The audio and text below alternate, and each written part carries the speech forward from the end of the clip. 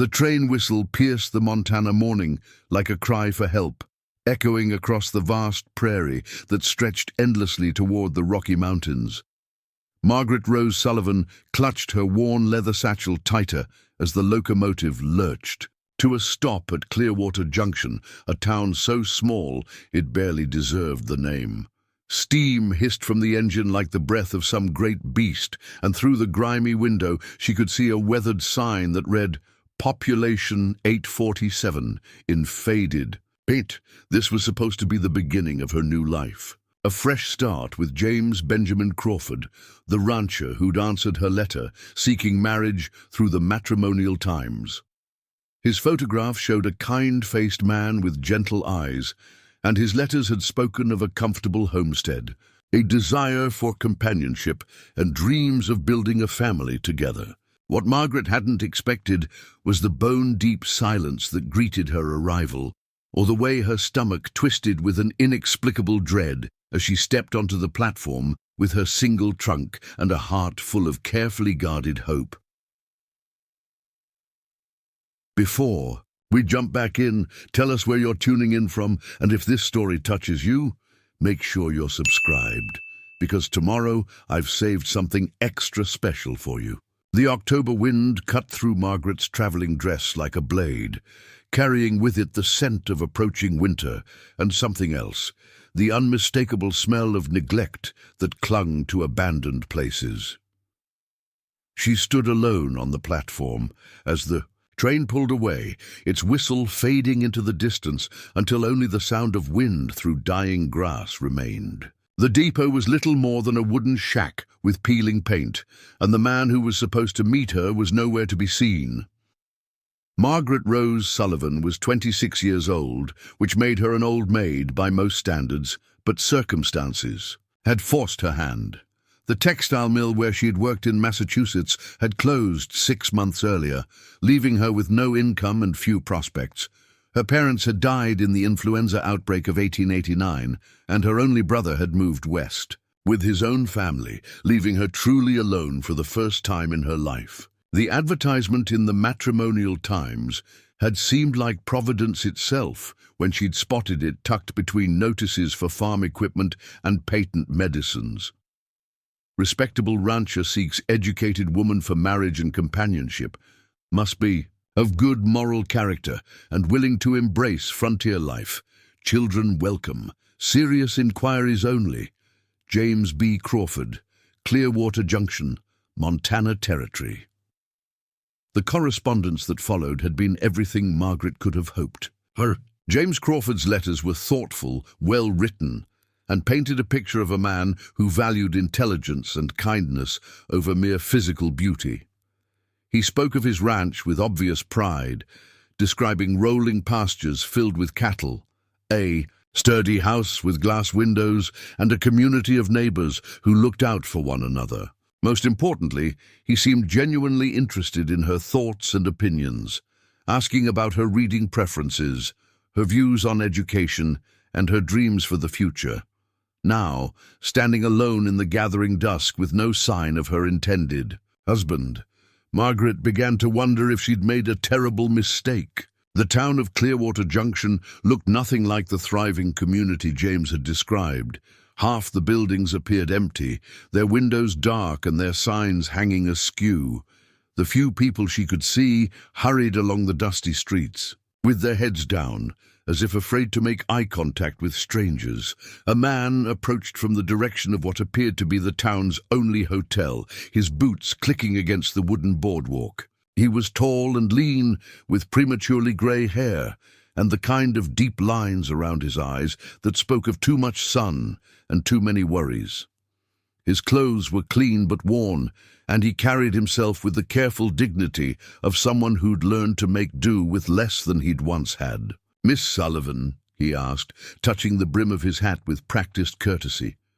"I'm Dr. William Harrison. I'm afraid I have some difficult news regarding James Crawford." Margaret felt her heart sink into her stomach, though she tried to keep her expression composed. "Is he ill? Has there been an accident?" Dr. Harrison's face was grave as he gestured toward a wooden bench outside the depot. Perhaps you should sit down, miss. This isn't easy news to deliver, especially to someone who's traveled so far. Margaret remained standing, her spine straight and her chin raised in the way her mother had taught her when facing adversity. Please, just tell me what's happened. James Crawford died 3 weeks ago, Dr. Harrison said gently. Pneumonia took him fast. We sent a telegram to the address he'd given us, but I'm afraid it must not have reached you in time. The words hit Margaret like a physical blow, though she managed to remain upright through sheer force of will. All her carefully laid plans, all her hopes for a new beginning, crumbled to dust in an instant. She had no money for return passage to Massachusetts, no job waiting for her there, and no family to fall back on. She was stranded in a frontier town with nothing but the clothes on her back and a trunk full of belongings that now seemed pathetically inadequate. I'm terribly sorry, Dr. Harrison continued, his voice filled with genuine sympathy. James was a good man, well respected in the community. His death was a shock to all of us. Margaret nodded numbly, trying to process this information while simultaneously calculating her options. They seemed painfully limited. Did he have family, anyone who might be expecting me? Dr. Harrison's expression grew even more troubled, if such a thing were possible. That's the other part of the difficult news, Miss Sullivan. James left behind 8 children, ranging in age from 16 down to barely 2 years old.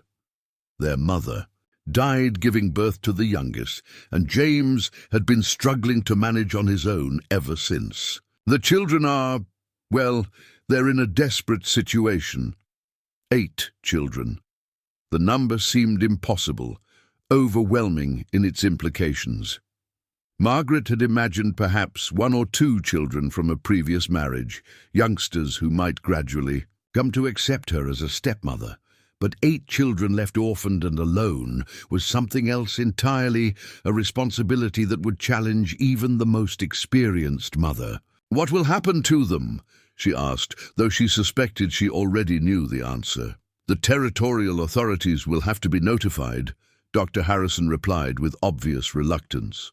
The older ones might find work as hired hands or domestic help, but the younger children, there's talk of sending them to the territorial orphanage in Helena. It's not a pleasant place, Miss Sullivan. Most children who go there don't emerge with much hope for the future. Margaret closed her eyes, trying to imagine 8 children being torn apart and scattered to uncertain fates. It was a tragedy that seemed to compound the already devastating blow of James Crawford's death. These children had lost both parents and now faced the prospect of losing each other as well. Where are they now? She heard herself asking, though she wasn't entirely sure why. Still at the ranch, about 5 miles outside of town. The neighbors have been bringing food and checking on them, but they can't manage much longer on their own.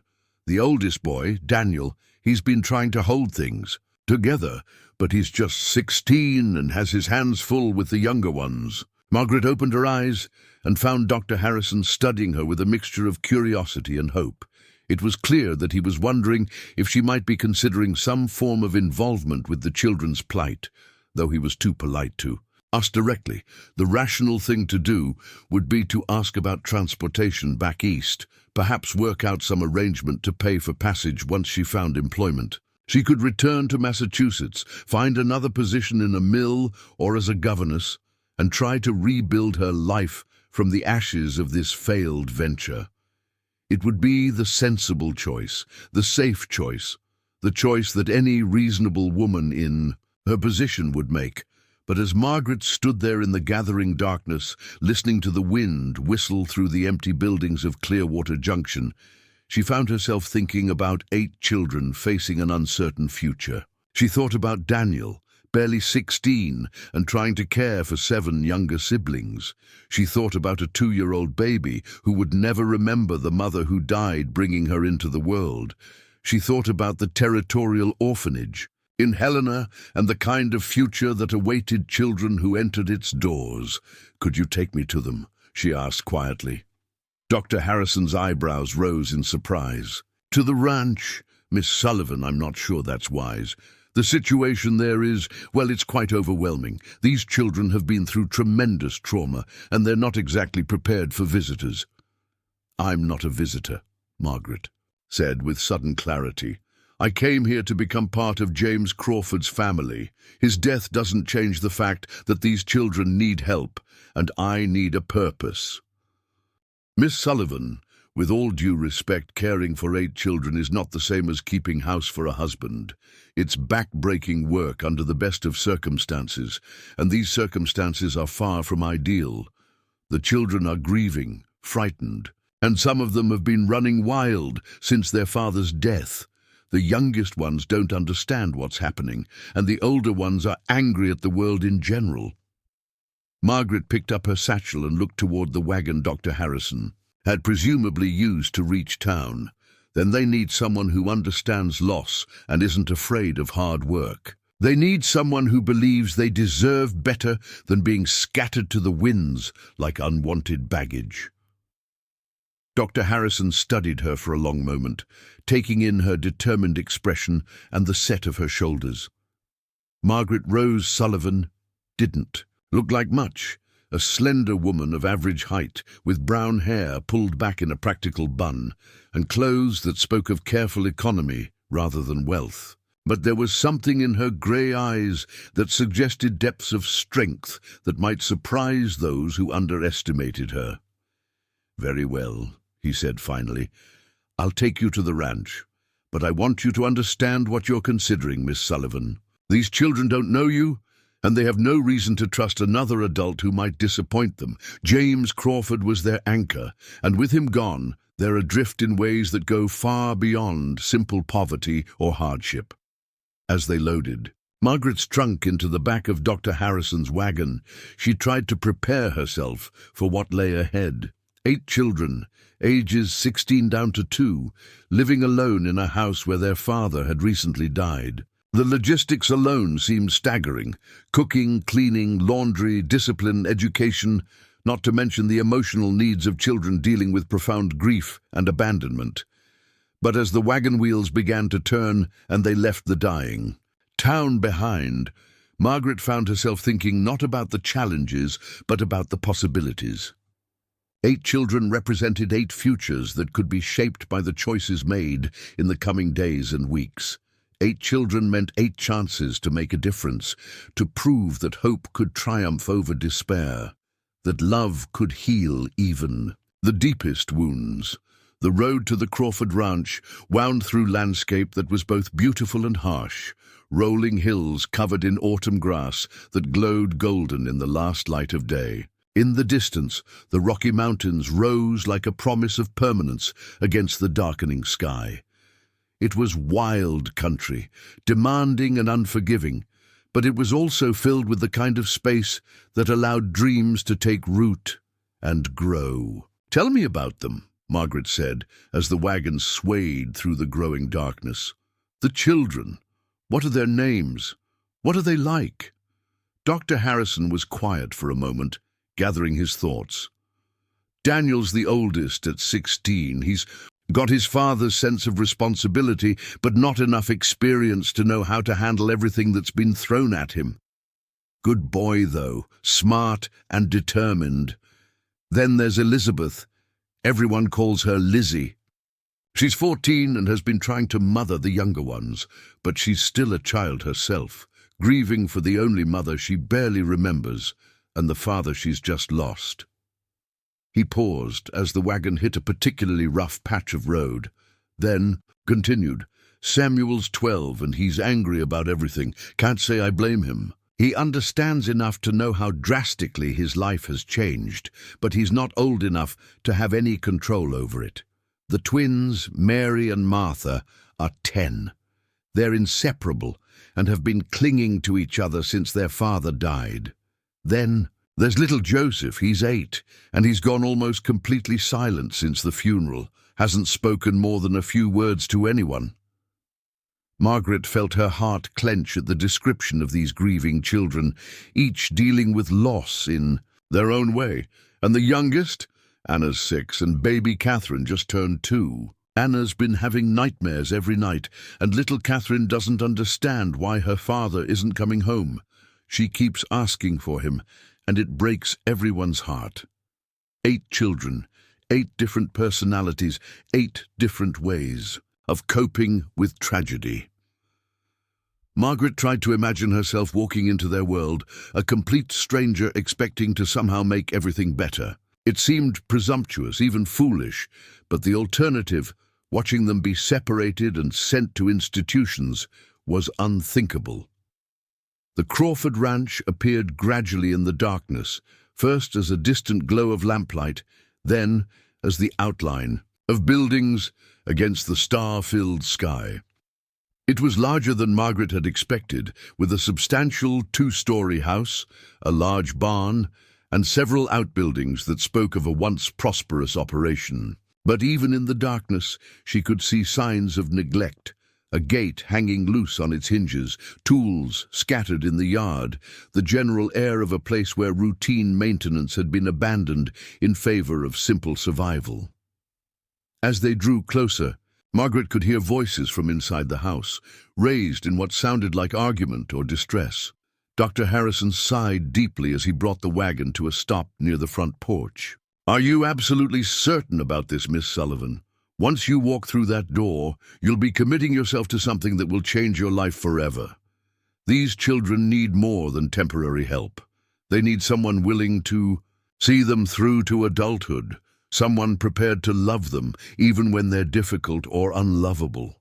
Margaret climbed down from the wagon, her legs stiff from the long ride, and her heart beating faster than she cared to admit.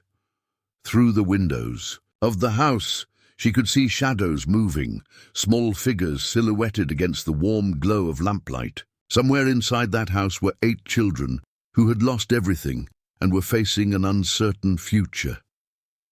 She thought about her own childhood, the security of knowing she was loved and wanted, the confidence that came from having parents who believed in her potential. These children deserved the same chance, the same foundation of love and stability that would allow them to grow into their own possibilities. "I'm certain," she said, straightening her shoulders and walking toward the porch. Behind her, she could hear Dr. Harrison unloading her trunk, but her attention was focused on the door that stood between her and 8 children who didn't yet know their lives were about to change again, hopefully for the better this time. The voices inside grew louder as she approached, and Margaret could make out individual words now. Someone was crying, someone else was shouting about unfairness, and underneath it all was the sound of a baby's wails. It was chaos, pure and simple, the sound of a family torn apart and struggling to function without the center that had held them together. Margaret raised her hand to knock, then paused for just a moment. Once she crossed this threshold, there would be no going back. She would become responsible for 8 young lives, 8 futures that would be shaped by every decision she made from this moment forward. It was terrifying and overwhelming and completely beyond anything she had ever imagined for herself, but it was also exactly where she needed to be. She knocked firmly on the door, and the chaos inside suddenly stopped, replaced by a silence so complete it seemed to echo in the stillness of the Montana night. Preparing and narrating this story took us a lot of time, so if you are enjoying it, subscribe to our channel. It means a lot to us. Now back to the story. The silence that followed Margaret's knock stretched like a held breath, broken only by the distant lowing of cattle and the creak of the house settling in the cooling night air. Then footsteps approached the door, heavy, deliberate steps that belonged to someone trying to project authority they didn't quite feel. The door opened to reveal a young man who was clearly Daniel Crawford, though he looked far older than his 16 years. His sandy brown hair was disheveled. His shirt was stained with what appeared to be food, and dark circles under his green eyes spoke of sleepless nights and overwhelming responsibility. He held himself with the rigid posture of someone carrying weight far beyond his years, and his expression cycled rapidly from suspicion to confusion as he took in Margaret's travel-worn appearance. "We're not buying anything," he said curtly, starting to close the door. "Wait," Margaret said quickly, placing her gloved hand against the doorframe. "I'm Margaret Sullivan. I came here to marry your father." Daniel's eyes widened, and the door swung open again. Behind him, Margaret could see into the main room of the house, and what she saw made her heart clench with sympathy. The once neat parlour was in chaos.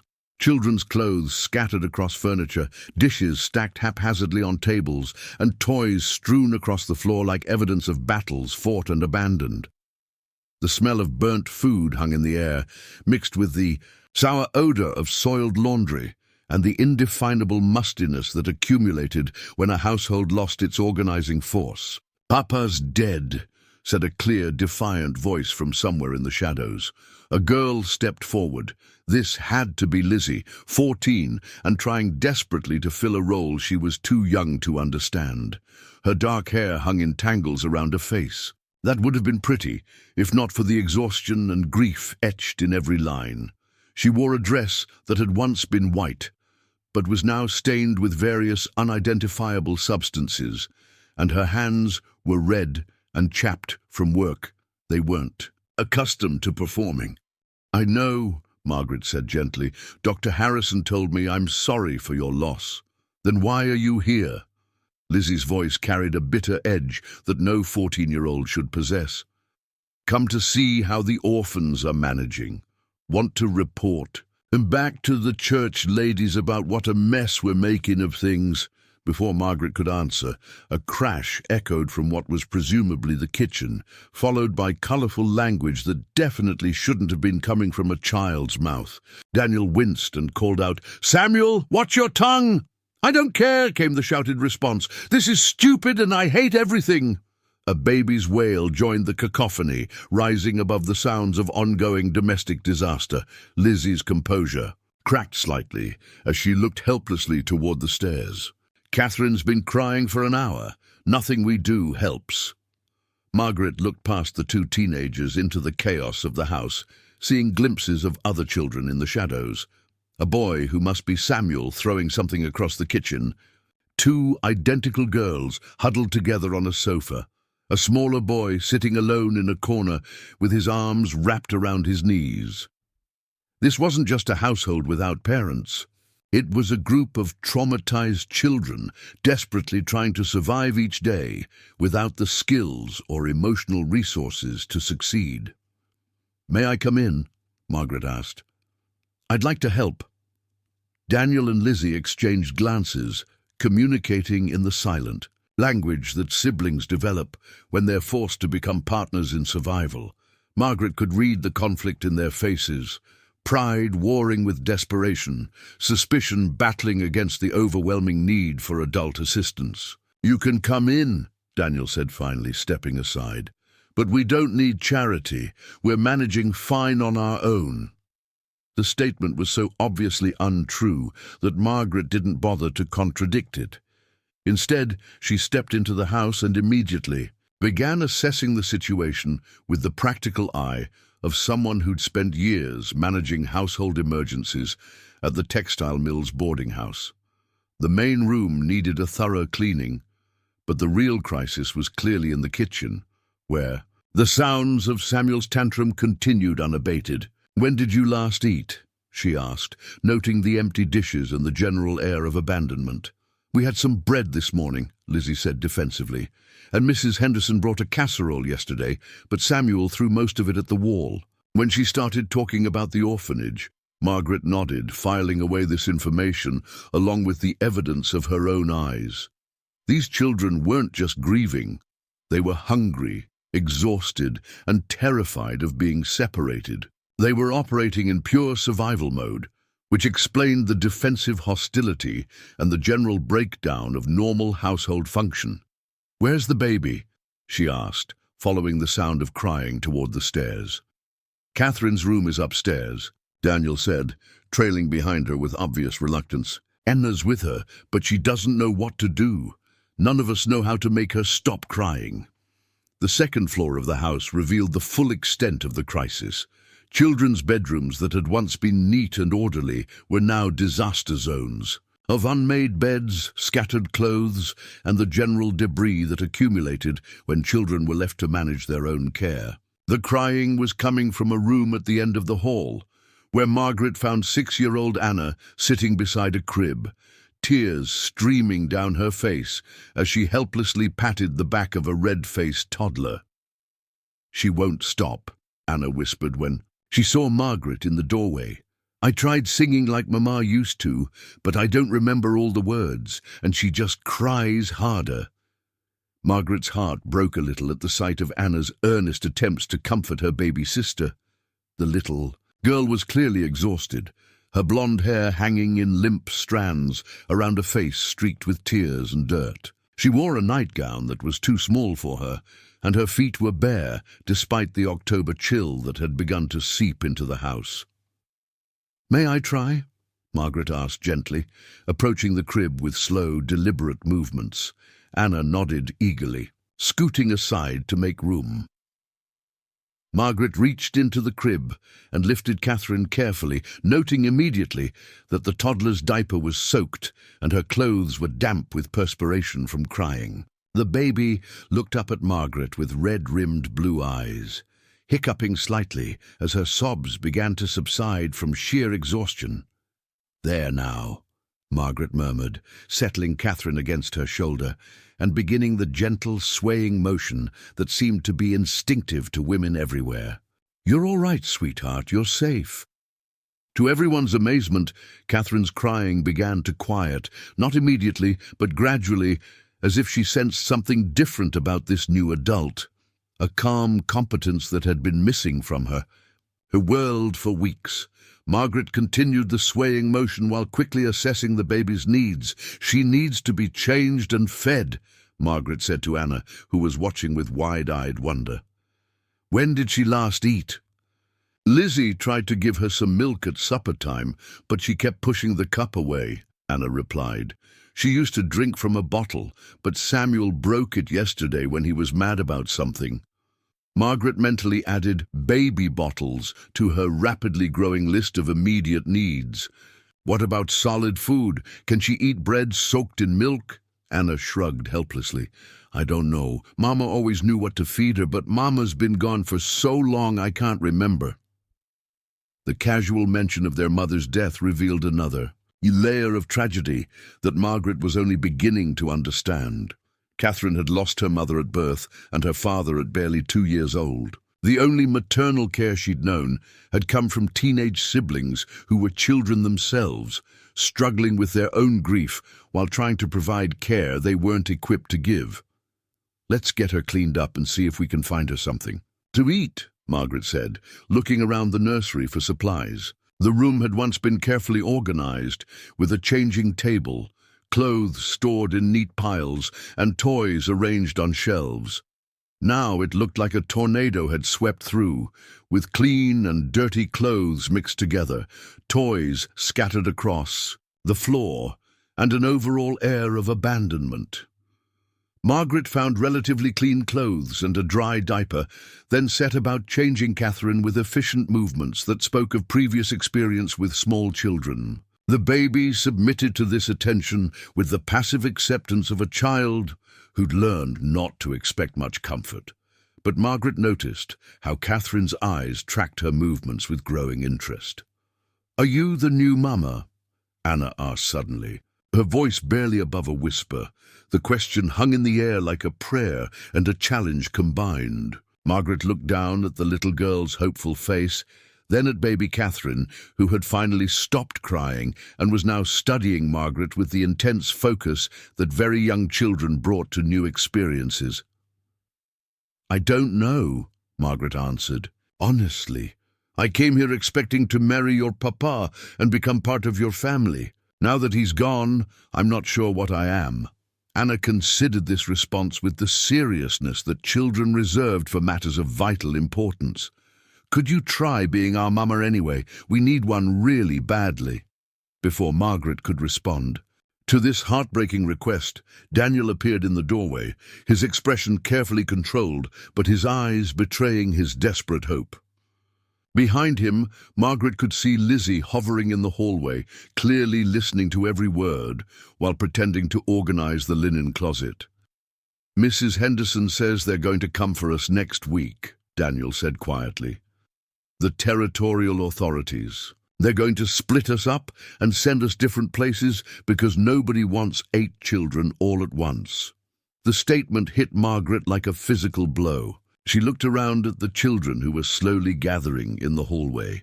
Samuel emerging from the kitchen with flour in his hair and defiance in his eyes. The 10-year-old twins clinging to each other with identical expressions of fear.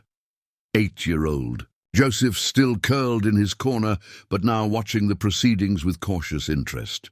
These weren't just statistics or problems to be solved. They were individual children with distinct personalities, hopes, fears, and needs. Daniel, with his premature responsibility and fierce protectiveness. Lizzie, trying to be a mother, while still needing mothering herself. Samuel's anger masking a grief too large for his 12-year-old heart to contain. The twins' desperate interdependence. Joseph's retreat into silence, Anna's heartbreaking faith that somehow someone would save them all, and baby Catherine, too young to understand but old enough to sense that her world lacked the security that every child deserved. What if someone wanted all 8 of you? Margaret heard herself asking. The children went very still, as if afraid that any movement might break the spell of this impossible possibility.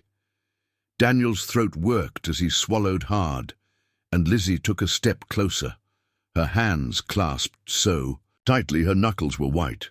"Nobody wants 8 kids," Samuel said from the kitchen doorway, but his voice lacked its earlier hostility. "We heard the church ladies talking. They said we were too much for any normal family to handle." "Maybe," Margaret said, adjusting Catherine's position in her arms, "you just need to find a family that isn't normal."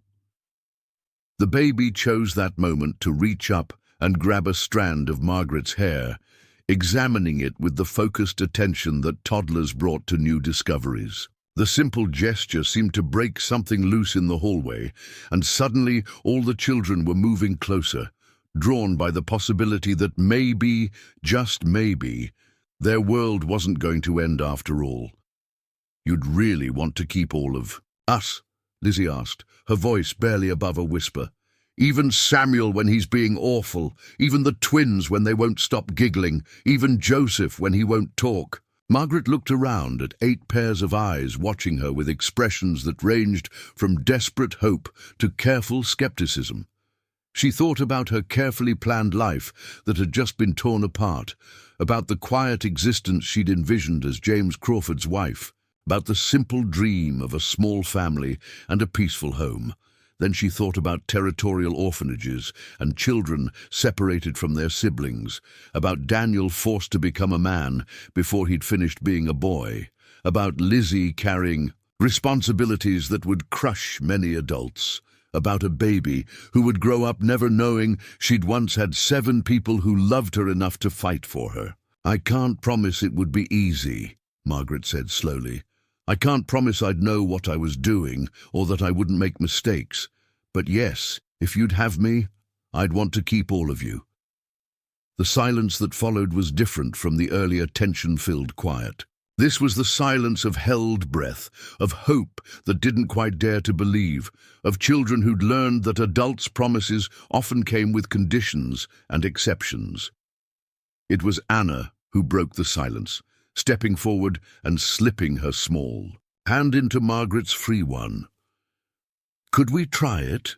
she asked. "Could we try being a family?"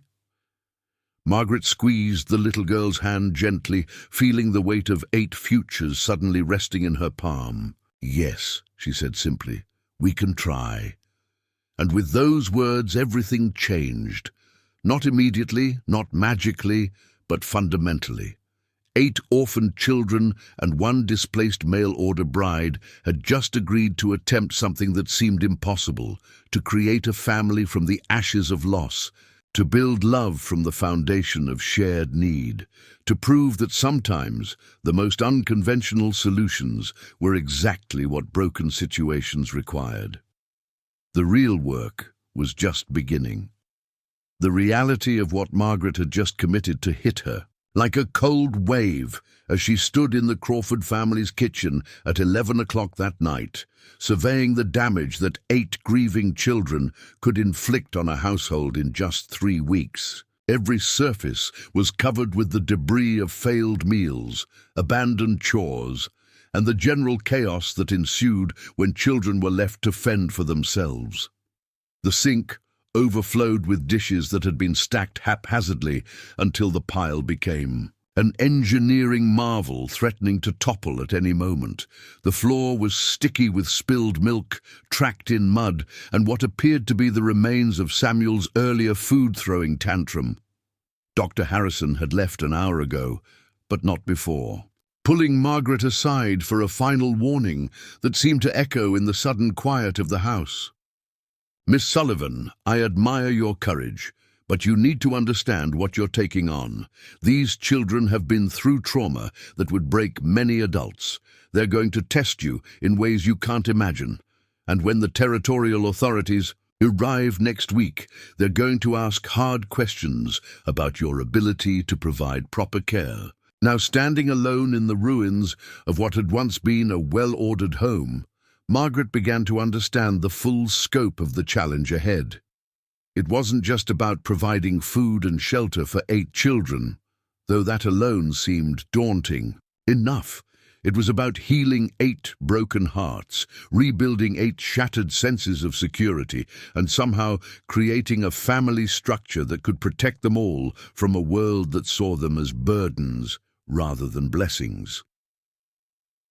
The children had finally settled into an uneasy quiet after the emotional upheaval of the evening. Daniel had reluctantly accepted Margaret's suggestion that he get some sleep, though she could hear him moving around in his room above the kitchen, clearly unable to rest.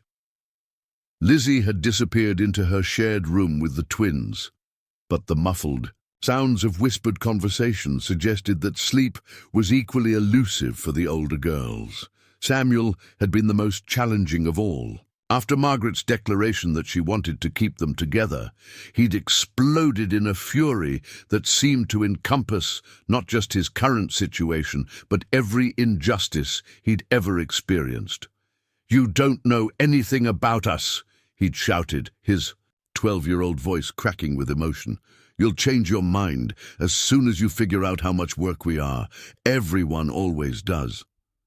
The pain behind his anger was so raw that Margaret's heart ached for him, but she'd also recognized the test inherent in his outburst. Samuel was challenging her commitment before he allowed himself to hope, protecting his heart by expecting disappointment. She'd let him rage until he exhausted himself, then quietly helped him clean flour out of his hair and find clean clothes for the morning. The suspicious glances he'd thrown her way suggested that her calm response had confused him, which she considered progress of a sort. Joseph remained the most concerning of all the children. The 8-year-old had watched the evening's proceedings with wide, solemn eyes, but hadn't spoken a single word, even when directly addressed. He'd accepted Margaret's help getting ready for bed with the passive compliance of a child who'd learned that resistance was futile, but his silence felt heavy with unprocessed grief that worried her more than Samuel's explosive anger. Now, with baby Catherine finally sleeping in her crib and the other children at least attempting to rest, Margaret faced the overwhelming task of bringing order to a household that had been slowly disintegrating for weeks. She rolled up her sleeves and began with the most immediate necessity, clearing enough space in the kitchen to prepare breakfast for 9 people in the morning. The dishes revealed layers of culinary disasters that told the story of children's desperate attempts at self-sufficiency, Pots with burnt remnants of attempted stews, plates sticky with the remains of meals that had been more hope than nutrition, cups that had held everything from milk to what appeared to be muddy water from the well. Margaret filled the sink with hot water and began the methodical process of restoring order, one dish at a time. As she worked, she found herself thinking about the letters James Crawford had written, the descriptions of his life that had painted such a different picture of this household. He'd written about family dinners around a large oak table, children helping with chores and homework, evenings spent reading together by the fireplace. The reality was that those family structures had collapsed the moment he died, leaving children, too young to maintain them, struggling to survive in an adult world that suddenly made no sense. The sound of bare feet on the wooden floor made her turn, and she found Anna standing in the kitchen doorway, clutching a worn rag doll and looking impossibly small in an oversized nightgown. "I can't sleep," Anna whispered, her voice barely audible in the quiet house. "Every time I close my eyes, I dream that you're gone too." Margaret's heart clenched at the raw fear in the little girl's voice. She dried her hands and knelt down to Anna's level, studying the pale face that looked far too worried for someone who should still believe in fairy tales and happy endings. "I'm not going anywhere," Margaret said gently. "I promised we'd try to be a family, and I keep my promises." Anna's lower lip trembled slightly. "Papa used to say that too. He said he'd always take care of us, but then he got sick and couldn't keep his promise anymore." The simple statement revealed the core of Anna's fear, and probably the fear that all the children carried beneath their various coping mechanisms. If their father, who loved them and wanted to care for them, could be taken away by forces beyond his control, how could they trust any adult's promise of permanence? "You're right," Margaret said, settling onto the kitchen floor so she could be at Anna's eye level. "I can't promise that nothing bad will ever happen, because sometimes things happen that are beyond anyone's control. But I can promise that I will never leave you by choice. I can promise that I will fight for you and your brothers and sisters with everything I have." Anna considered this distinction with the seriousness that children brought to matters of life and death. "What if the government people tried to take us away like Mrs. Henderson said?" "Then we'll fight them too," Margaret replied with a conviction that surprised her with its intensity. Sometimes adults think they know what's best for children without bothering to ask the children what they want. We'll show them that families don't have to look like what everyone expects. This seemed to satisfy Anna somewhat, though she still hovered in the doorway rather than returning to bed. Margaret made a decision that she hoped wouldn't set a problematic precedent. "Would you like to help me finish cleaning the kitchen? Sometimes it's easier to fall asleep when you're tired from doing something useful." Anna's face brightened for the first time since Margaret had met her. "Mama used to let me help with dishes sometimes. She said I was very careful." Margaret found a small stool that brought Anna to the right height for the sink, then gave her the important job of drying dishes while Margaret washed. They worked together in comfortable silence, and Margaret found herself marveling at the little girl's careful attention to each plate and cup. This was a child who desperately wanted to be useful, to contribute to the household in whatever way she could. "Tell me about your mama," Margaret said as they worked. "What was she like?" Anna's face grew thoughtful as she polished a glass with dedicated concentration. "She was pretty, and she smelled like flowers. She used to braid my hair every morning and tell me stories about princesses who were brave instead of just pretty.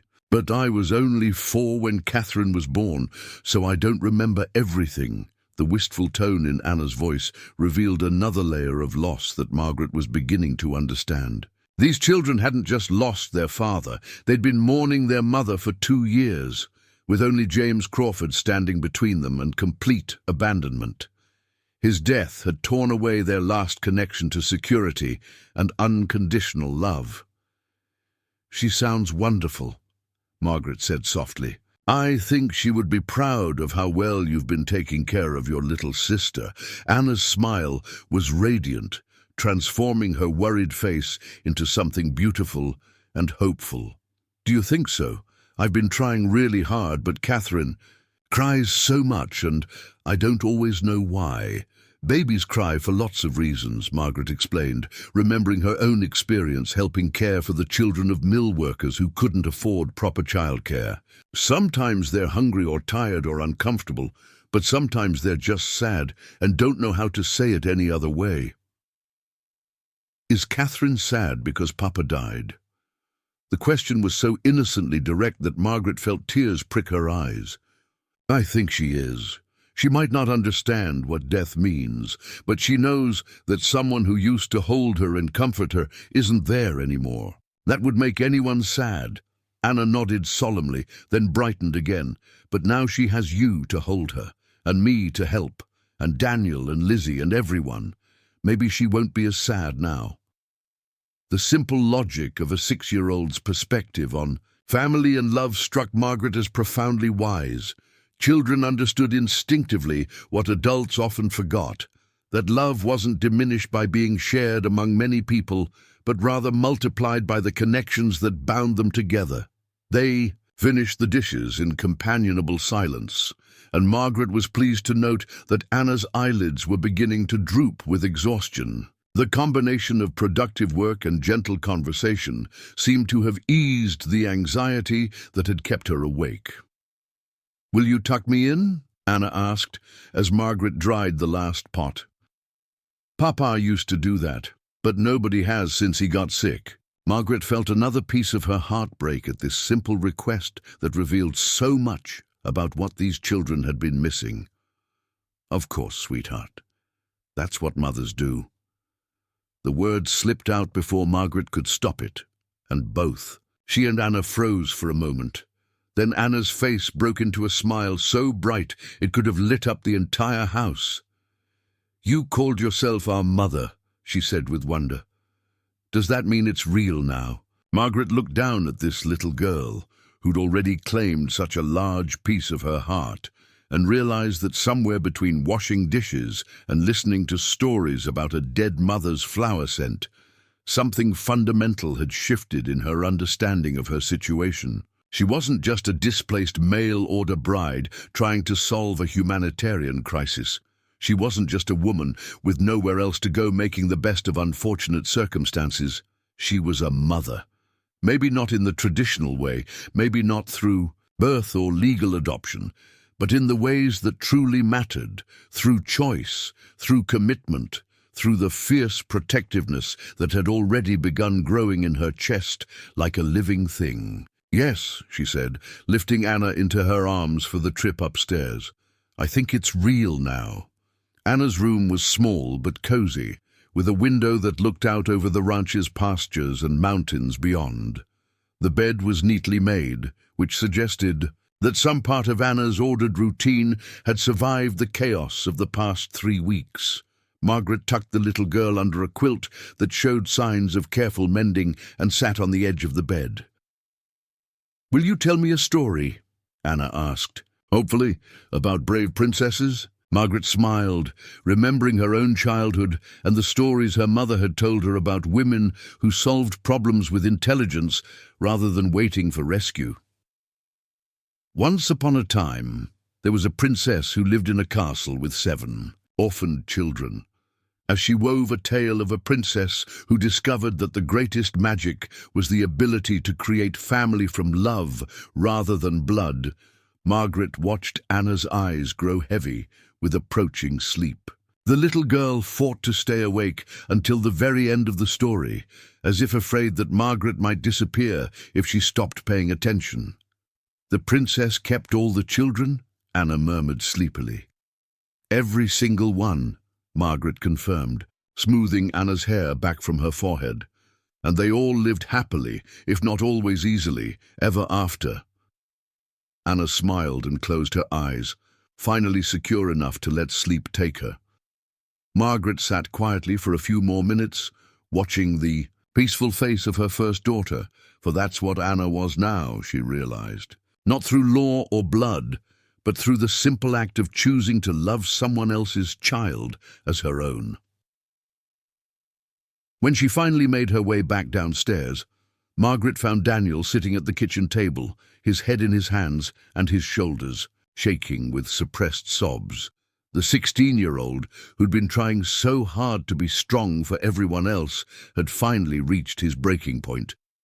Margaret approached slowly, unsure how he'd react to comfort from someone who was still essentially a stranger. But when she placed a gentle hand on his shoulder, he looked up with eyes so full of relief and exhaustion that she immediately pulled a chair beside him. "I don't know how to do this," he whispered, his voice cracking with the strain of held-back emotion.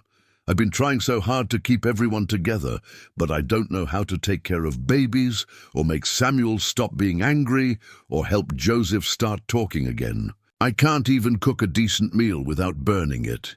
"You don't have to know how to do everything," Margaret said gently. "You're 16 years old, Daniel. You should be worrying about school and friends and your own future, not raising 7 children." "But there's nobody else," he said desperately.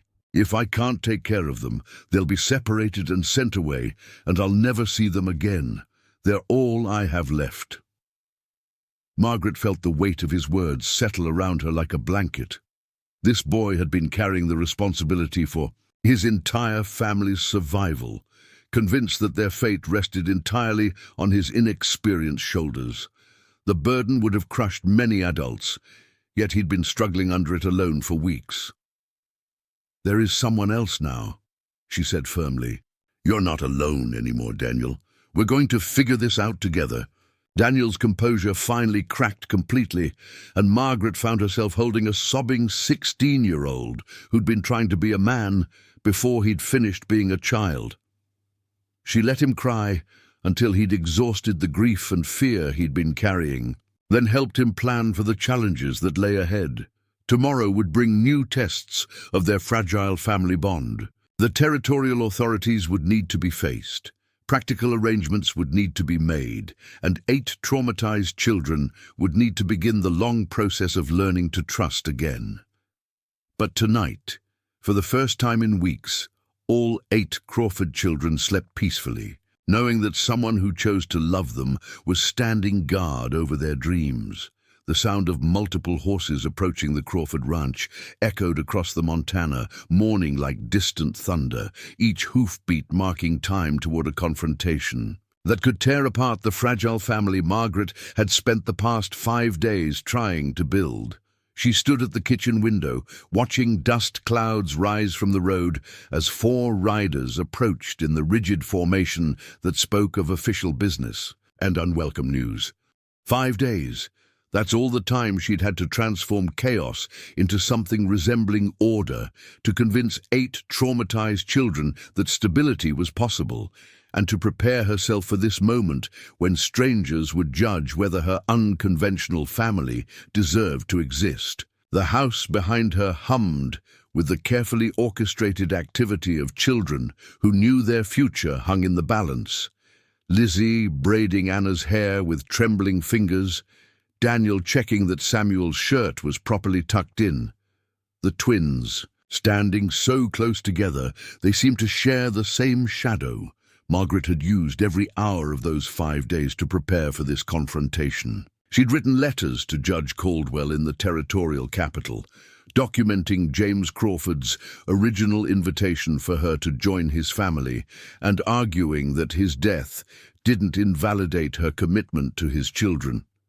She'd catalogued the ranch's assets, proving that the property could support a large family financially.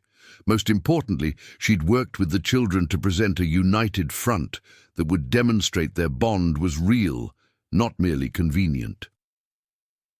The transformation of the household had been remarkable, though not without its challenges. Samuel had tested every boundary she'd established, from refusing to do chores to deliberately tracking mud through the freshly cleaned house.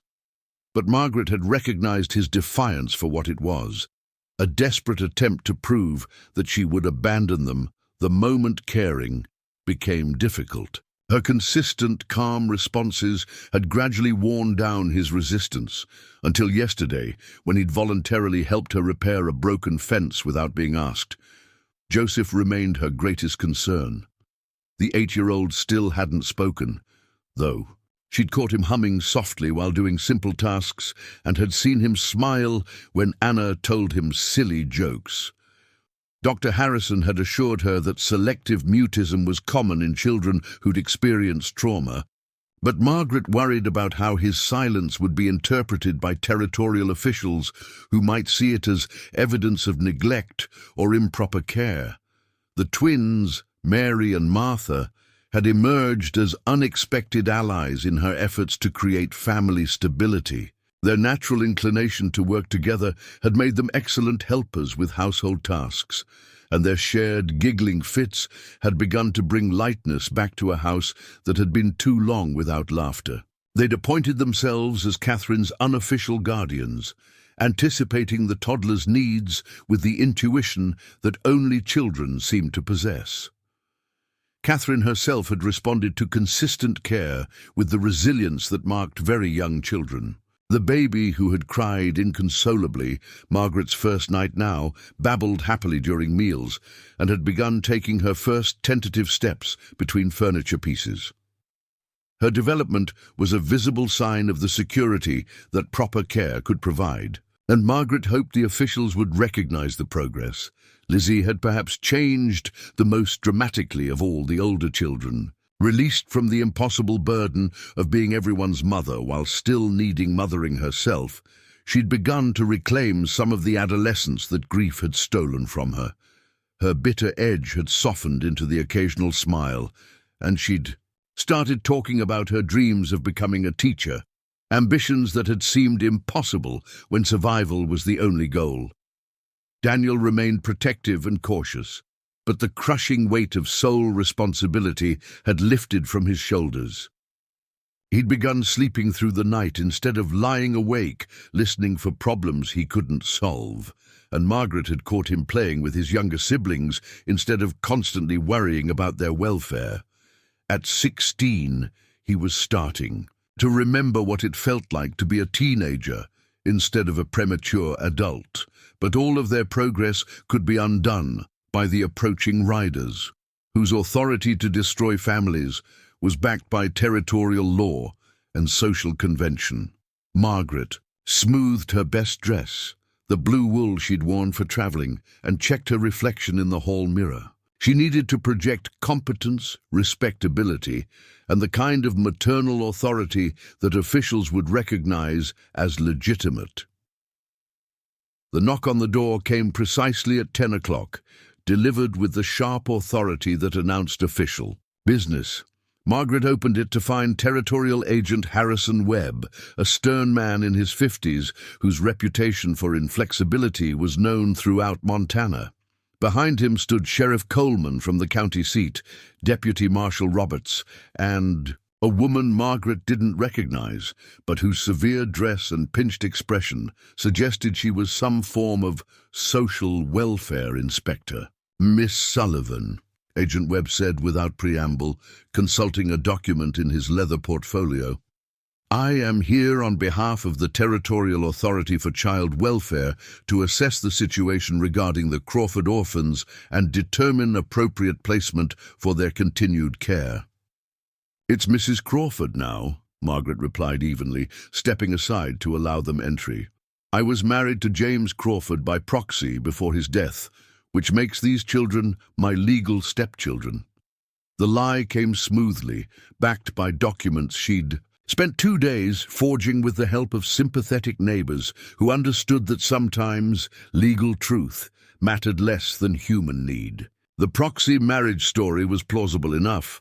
Frontier distances often necessitated such arrangements and would be difficult to disprove without extensive investigation. Agent Webb's eyebrows rose slightly, but he made a note on his papers, without challenging her claim directly. "Regardless of any legal technicalities, Mrs. Crawford, the Territory has received reports that 8 children are living in conditions that may not meet acceptable standards for their health and welfare."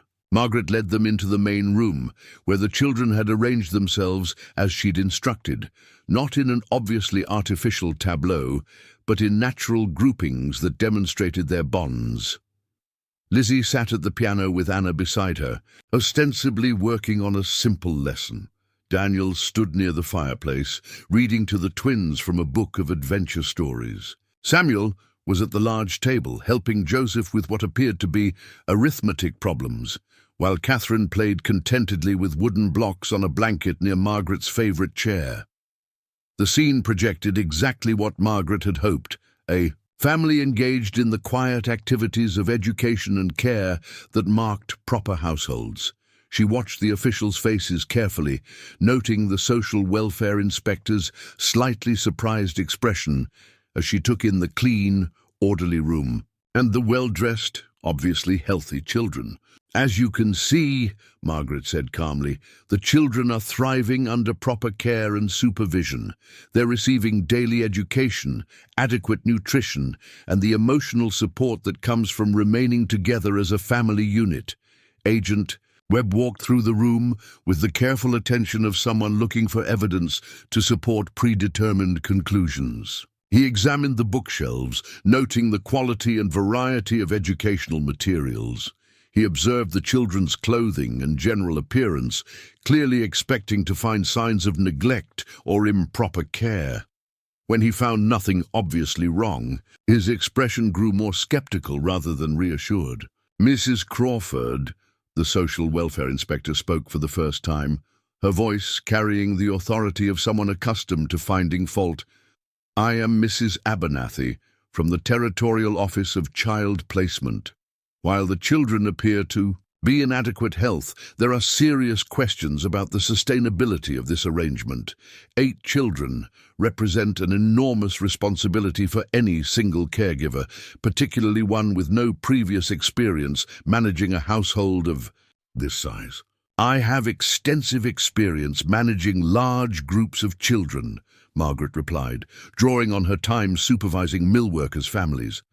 "Before coming to Montana, I oversaw the care of dozens of children in a boarding house setting. I understand the organizational requirements and emotional challenges involved." Mrs. Abernathy consulted her own set of papers, frowning as she read. "According to our information, you arrived in Clearwater Junction just 6 days ago as a mail-order bride, expecting to marry James Crawford. The circumstances of your sudden assumption of responsibility for his children raise questions about motivation and long-term commitment. The challenge was direct and potentially devastating." Margaret had expected this line of questioning, but hearing it stated so bluntly in front of the children made her stomach clench with anxiety.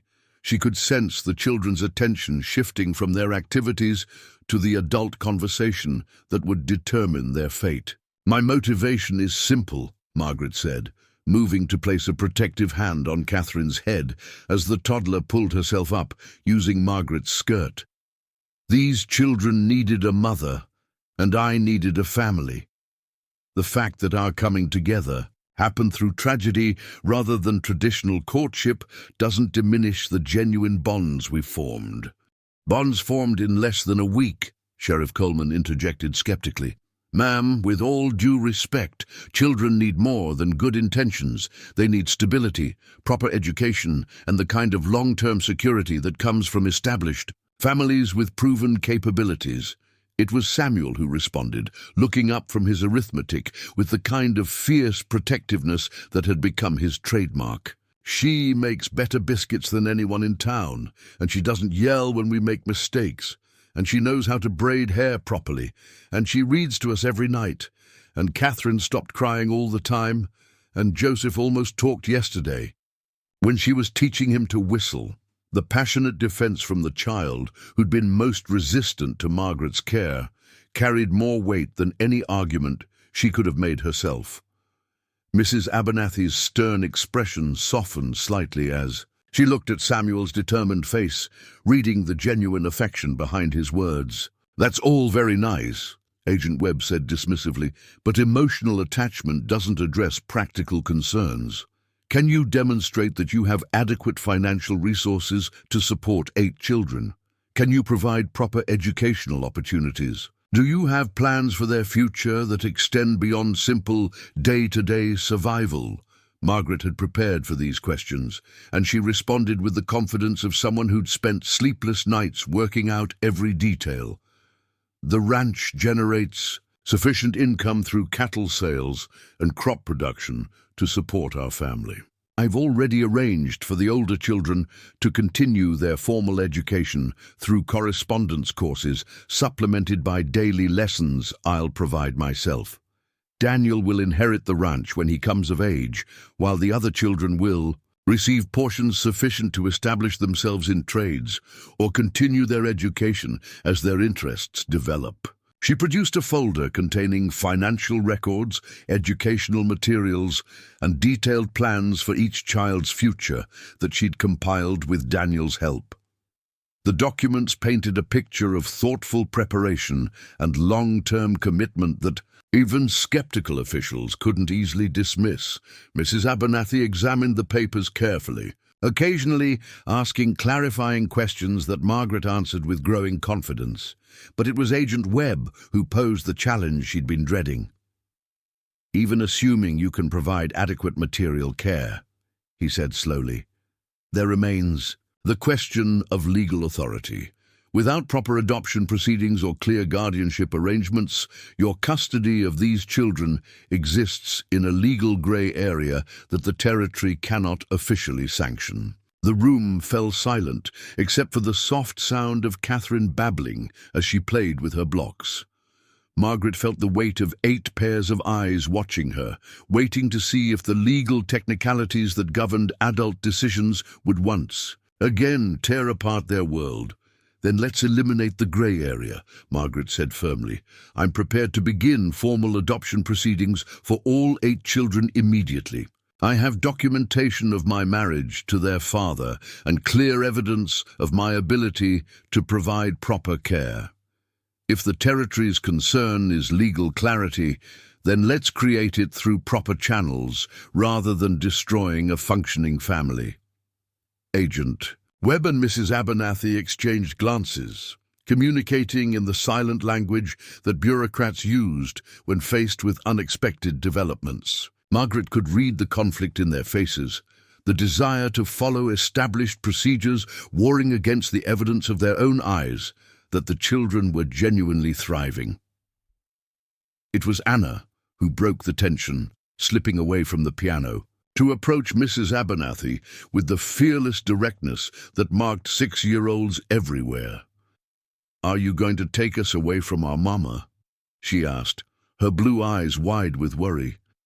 "Because we just got her, and we really need to keep her." The simple question, delivered with such innocent sincerity, seemed to crack something in Mrs. Abernathy's professional armor. She knelt down to Anna's level, studying the little girl's earnest face with growing thoughtfulness. "Do you like living here with Mrs. Crawford?" she asked gently. Anna nodded emphatically. "She tells the best bedtime stories, and she lets me help with cooking, and she knows how to make Catherine stop crying, and she promised she wouldn't leave us even if we're sometimes difficult." "And are you sometimes difficult?" Anna's smile was radiant. "Samuel is difficult lots of times, but Mama says that's because he's sad and doesn't know how to say it properly. She says families help each other even when it's hard." Mrs. Abernathy glanced around the room, taking in the scene with new eyes. This wasn't a collection of orphaned children being warehoused by a reluctant caretaker. This was a family, unconventional, recently formed, but genuine in its bonds and committed to its continuation. "Mrs. Crawford," she said, rising to face Margaret directly, "I'll be honest with you. This situation is highly irregular, and there will be considerable paperwork involved in regularizing your legal status as these children's guardian. But based on what I've observed today, separating them would cause more harm than allowing them to remain together." Margaret felt her knees go weak with relief, but she managed to maintain her composure as Agent Webb frowned at his colleagues. Apparent capitulation, Mrs. Abernathy, surely you're not suggesting that we approve this arrangement without proper investigation and oversight? I'm suggesting, Mrs. Abernathy replied firmly, that we give this family a chance to prove itself, while we work through the legal requirements. I'll recommend a probationary period during which Mrs. Crawford can complete adoption proceedings while demonstrating continued competent care. The compromise was more than Margaret had dared to hope for. 6 months to prove that love could triumph over bureaucracy, that families could be created through choice as well as birth, that 8 orphaned children deserved the chance to grow up together rather than scattered to the winds of institutional convenience. As the officials prepared to leave, Margaret felt the children gathering around her like chicks seeking shelter under their mother's wing. They'd won the first battle, but the war for their family's future was just beginning. The November wind howled across the Montana prairie like a wounded animal, rattling the windows of the Crawford ranch house and matching the storm of emotions. Brewing inside. 3 weeks had passed since the territorial officials' visit. 3 weeks of Margaret throwing herself into the impossible task of proving that 8 orphaned children could thrive under her unconventional care. But today, everything was falling apart. It started with Joseph. Margaret found him at dawn, crouched in the corner of the barn where the morning chores should have begun, his small body shaking with silent sobs that seemed to come from the deepest part of his 8-year-old soul. The horses stomped restlessly in their stalls, sensing his distress, while the milk cow lowed plaintively from her pen, adding to the symphony of need that surrounded them. "Joseph, sweetheart," Margaret said softly, approaching slowly so as not to startle him. "What's wrong?" The boy looked up at her with eyes that held too much pain for someone so young, his face streaked with tears he'd been trying to hide. For a moment Margaret thought he might finally speak. His lips moved as if forming words, but then he shook his head violently and buried his face in his knees. Margaret's heart broke a little more. 3 weeks of patient encouragement, of reading to him, of including him in every family activity, and Joseph remained locked in his prison of silence. She'd begun to hope that love and security might be enough to heal whatever trauma kept him voiceless, but this morning's breakdown suggested that some wounds ran too deep for simple maternal care to reach. The crisis deepened when she returned to the house to find Samuel in the kitchen, methodically destroying the breakfast she'd prepared for the family. Plates lay shattered on the floor, eggs smeared across the walls, and coffee dripping from overturned cups. The 12-year-old stood in the center of the chaos, his chest heaving with fury and something that looked dangerously close to despair. "Samuel!" Margaret exclaimed, surveying the destruction. "What on earth? I hate this!" he screamed, his voice cracking with the intensity of his emotion. "I hate pretending everything's fine when it's not. I hate acting like we're a real family when we're just leftovers nobody wanted. I hate that you're going to leave us just like everyone else does."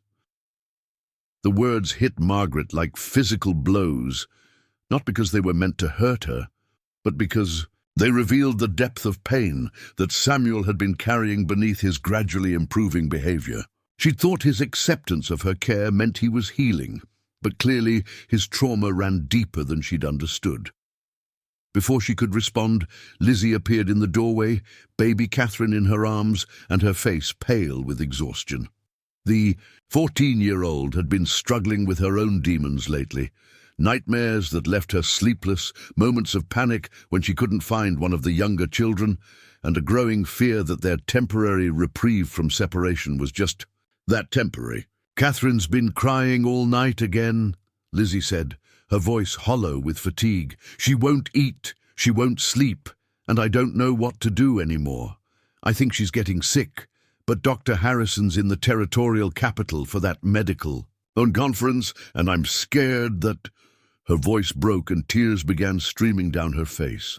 Margaret looked around at the destruction in the kitchen, thought about Joseph's silent breakdown in the barn, and felt the weight of 8 children's needs pressing down on her like a physical force.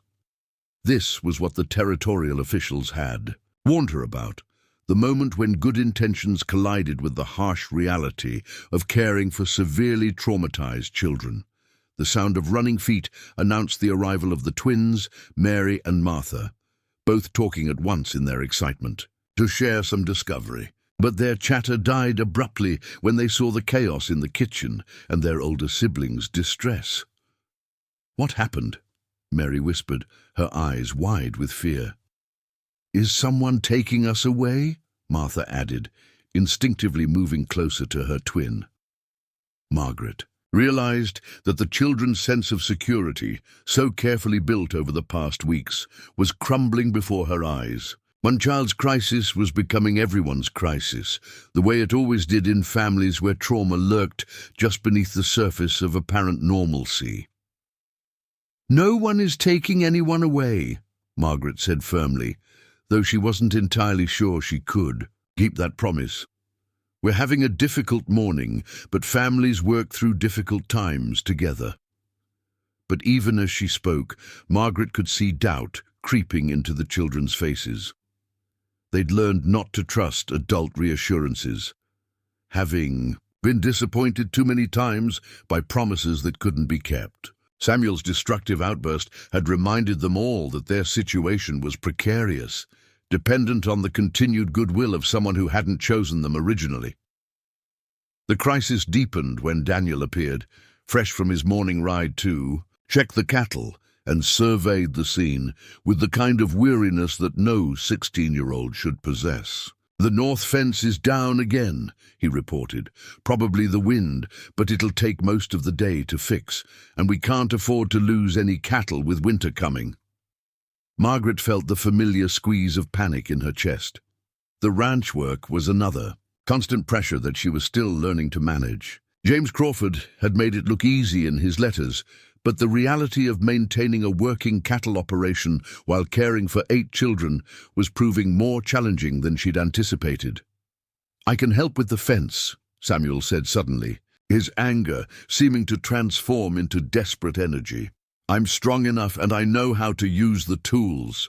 "You need to clean up this mess first," Lizzie snapped, gesturing at the destroyed kitchen, "and apologize to Margaret for acting like a spoiled brat." "I'm not a brat," Samuel shot back. "I'm trying to help with the ranch work like a man should, instead of playing house and pretending everything's wonderful." The argument escalated quickly, with the twins beginning to cry and baby Catherine's wails growing louder in response to the tension around her. Margaret stood in the center of it all, feeling overwhelmed by the multiple crises demanding her attention simultaneously. It was Anna who cut through the chaos with the kind of clarity that only children possess. The 6-year-old walked into the kitchen, surveyed the situation calmly, and then looked directly at Margaret, with eyes that seemed far too old for her small face. "Are you going to give up on us now?" she asked simply. The question hung in the air like a challenge and a prayer combined. Margaret looked around at 8 children in various stages of distress. Samuel, with his destructive anger masking fear. Lizzie, overwhelmed by responsibilities she was too young to handle. The twins, clinging to each other in confusion. Daniel trying to be strong while shouldering impossible burdens. Catherine crying with the inconsolable grief of someone too young to understand loss. Joseph locked in his prison of silence, and Anna asking the question they were all too afraid to voice. This was the moment Margaret had been dreading since she'd first committed to keeping the family together, the moment when the reality of caring for 8 traumatized children crashed into her idealistic vision of creating a loving home through sheer determination. The moment when she had to decide whether she was strong enough to weather the storms that would inevitably come. Margaret thought about her own childhood. The security of knowing she was loved unconditionally even when she made mistakes or had difficult days. She thought about the territorial authorities who were undoubtedly waiting for evidence that this experiment in unconventional family building had failed. She thought about how easy it would be to contact Mrs. Abernathy and admit that the situation was too much for one person to handle. Then she looked at Anna's earnest face, waiting for an answer that would determine whether an 8-year-old learned to trust again or added another abandonment to her collection of losses. "No," Margaret said firmly, her voice cutting through the various sounds of distress. "I am not giving up on any of you. Not today, not tomorrow, not ever." The room went quiet except for Catherine's continued crying. Margaret moved to Lizzie and gently took the baby, settling the toddler against her shoulder with the automatic motions that had become second nature over the past weeks. "Samuel," she said, her voice calm, but carrying the authority that marked her as the family's anchor. "I understand that you're scared and angry. Those are normal feelings for someone who's been through what you have. But destroying things doesn't make the feelings go away. It just creates more problems for all of us to solve together." Samuel's defiance wavered slightly under her steady gaze. "You don't understand anything," he muttered, but the heat had gone out of his protest. "I understand that you're testing me," Margaret replied. "You're trying to see if I'll abandon you when things get difficult, the way you think all adults eventually do. But I'm not going anywhere, Samuel.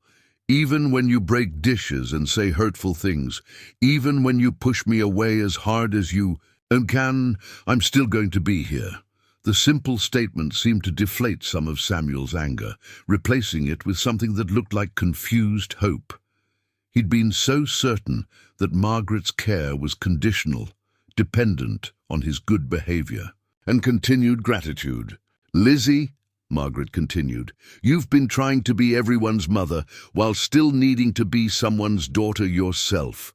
That's an impossible job, and I should have recognized sooner that you were overwhelmed."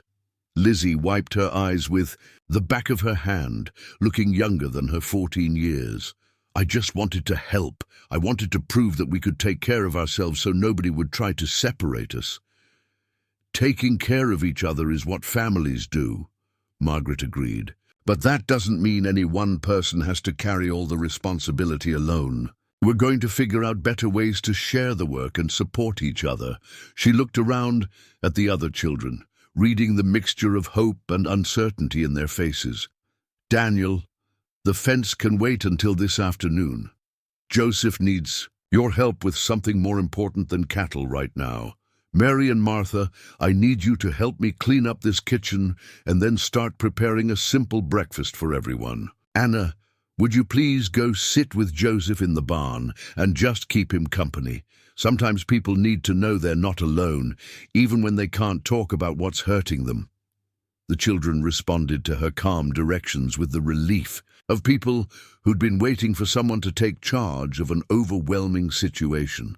As they dispersed to their assigned tasks, Margaret realized that this crisis had actually revealed something important about their family dynamic. They weren't falling apart. They were learning to weather storms together. Samuel's outburst hadn't been pure destruction. It had been a cry for help from a child who didn't know how to ask for what he needed. Lizzie's exhaustion wasn't evidence of failure. It was proof that she cared so deeply about her siblings' welfare, that she was willing to sacrifice her own needs for their security. Even Joseph's silent breakdown in the barn represented progress of a sort. Instead of disappearing entirely when emotions overwhelmed him, he'd stayed where the family could find him, as if some part of him was beginning to trust that help might actually come. As Margaret worked alongside the children to restore order to the kitchen, she found herself thinking about the conversation with Mrs. Abernathy that would inevitably come. The territorial authorities would want updates on the family's progress, evidence that their probationary period was producing positive results. Margaret decided she would tell them the truth, that healing 8 traumatized children wasn't a straight line from problem to solution, but rather a series of crises and recoveries that gradually built stronger foundations for trust and love. That some days were harder than others, but that the hard days were when families proved their strength, rather than revealed their weakness. She would tell them that Samuel's anger was actually evidence that he felt safe enough to express his true feelings instead of hiding behind false compliance.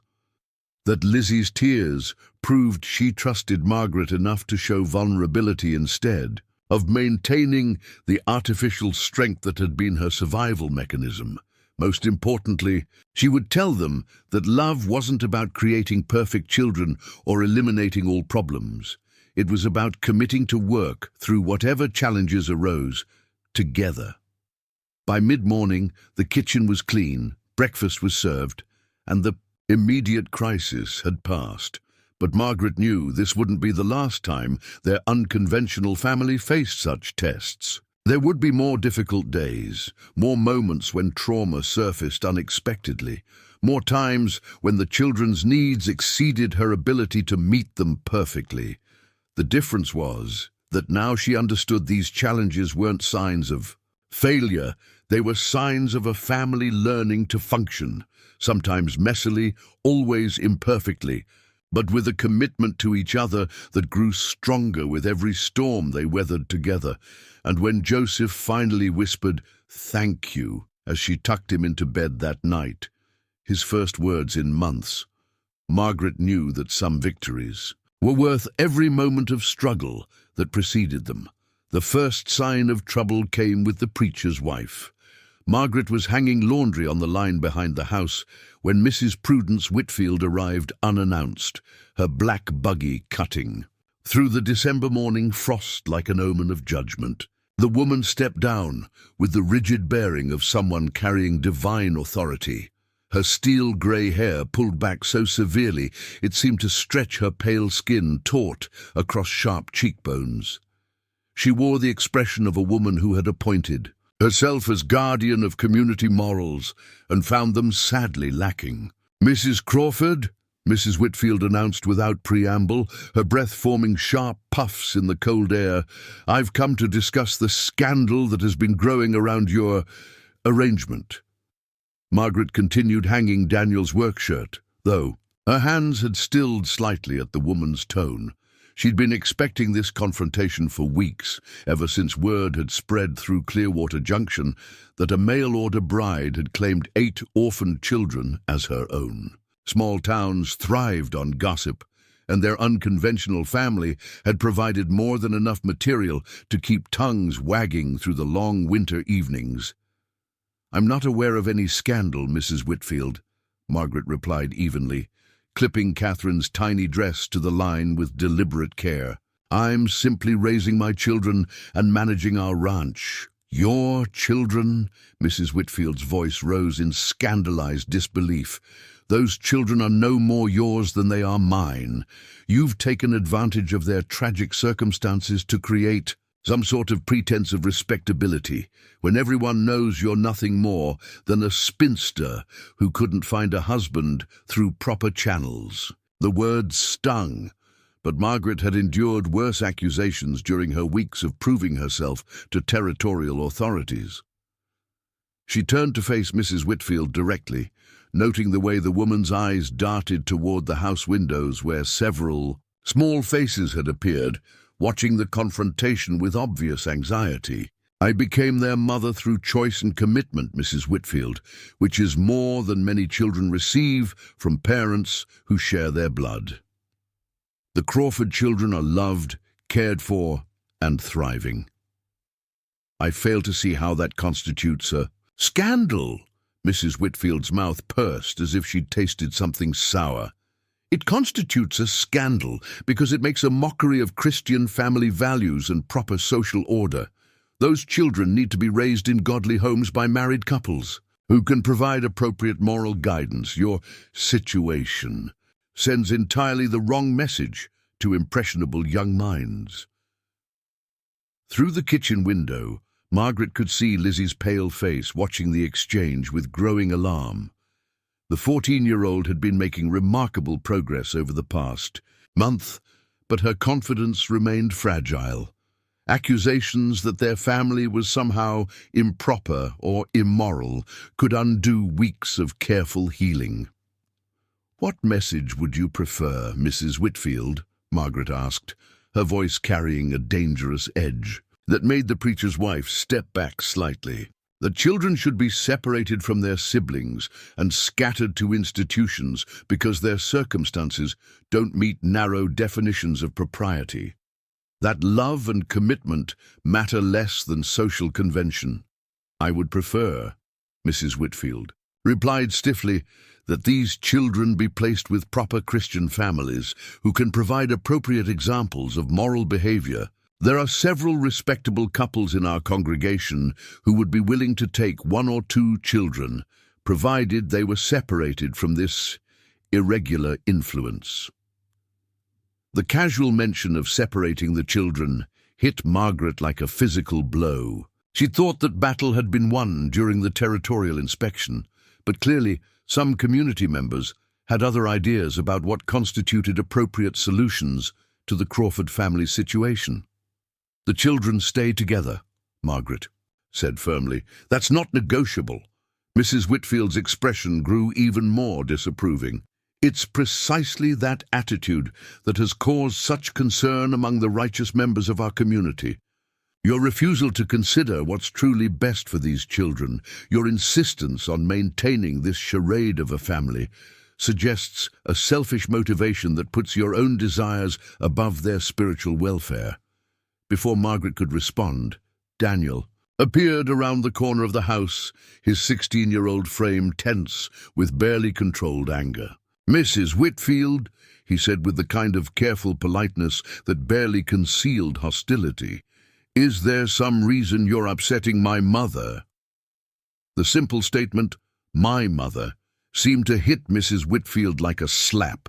Her face flushed with indignation as she looked between Margaret and the tall teenager who was clearly prepared to defend his family against any threat. "Young man," she sputtered, "this woman is not your mother, and pretending otherwise is exactly the kind of deception that has caused such concern among decent people."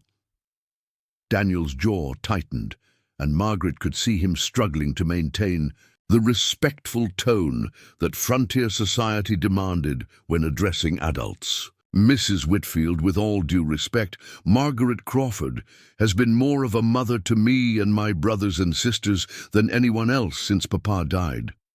She's earned the right to be called our mother through everything she's done for us." "What she's done," Mrs. Whitfield replied sharply, "is create an illusion of propriety to mask what is essentially a business arrangement masquerading as familial affection. No woman takes on 8 children out of pure altruism. There must be some benefit to her, some advantage she gains from this arrangement." The accusation hung in the cold air like a poison cloud, suggesting that Margaret's care for the children was somehow calculated or self-serving. Margaret felt her temper beginning to rise, but before she could respond, other voices joined the conversation. Samuel appeared from the barn, his face flushed with anger. "She takes care of us because she loves us," he declared, with the fierce loyalty that had replaced his earlier hostility. "She could have left us here and gone back east where it's easier, but she stayed because we need her, and we need her because she's the best mother anyone could ask for," Lizzie added, stepping out onto the porch with baby Catherine in her arms. The sight of the 14-year-old defending Margaret while caring for her youngest sister created a powerful visual argument for the strength of their family bonds. Mrs. Whitfield looked around at the children who were gathering to defend Margaret, and her expression grew increasingly disapproving. "This is exactly what I mean," she said.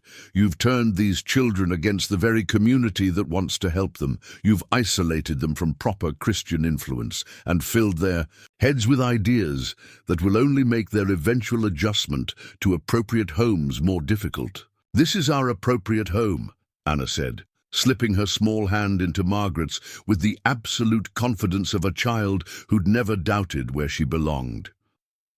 "We don't want to go anywhere else." Mrs. Whitfield's face grew red with frustration. "Child, you don't understand what's truly best for you. Adults must make these decisions based on moral principles and social necessity, not on the temporary emotional attachments of children who don't comprehend the larger implications of their situation. It was Joseph who provided the most devastating response to Mrs. Whitfield's arguments.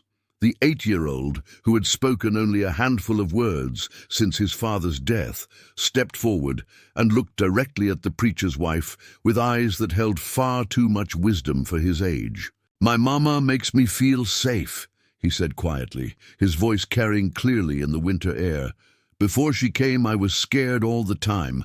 Now I'm not scared anymore because I know she won't let anything bad happen to us." The simple statement, delivered by a child who rarely spoke, seemed to deflate some of Mrs. Whitfield's righteous indignation. She stared at Joseph as if seeing him for the first time, perhaps recognizing that his defense of Margaret came from genuine feeling rather than childish sentiment. But Mrs. Whitfield recovered quickly, her sense of moral duty overriding any momentary softening. "That's exactly the problem," she said. "These children have been encouraged to form unhealthy attachments that will only cause them greater pain.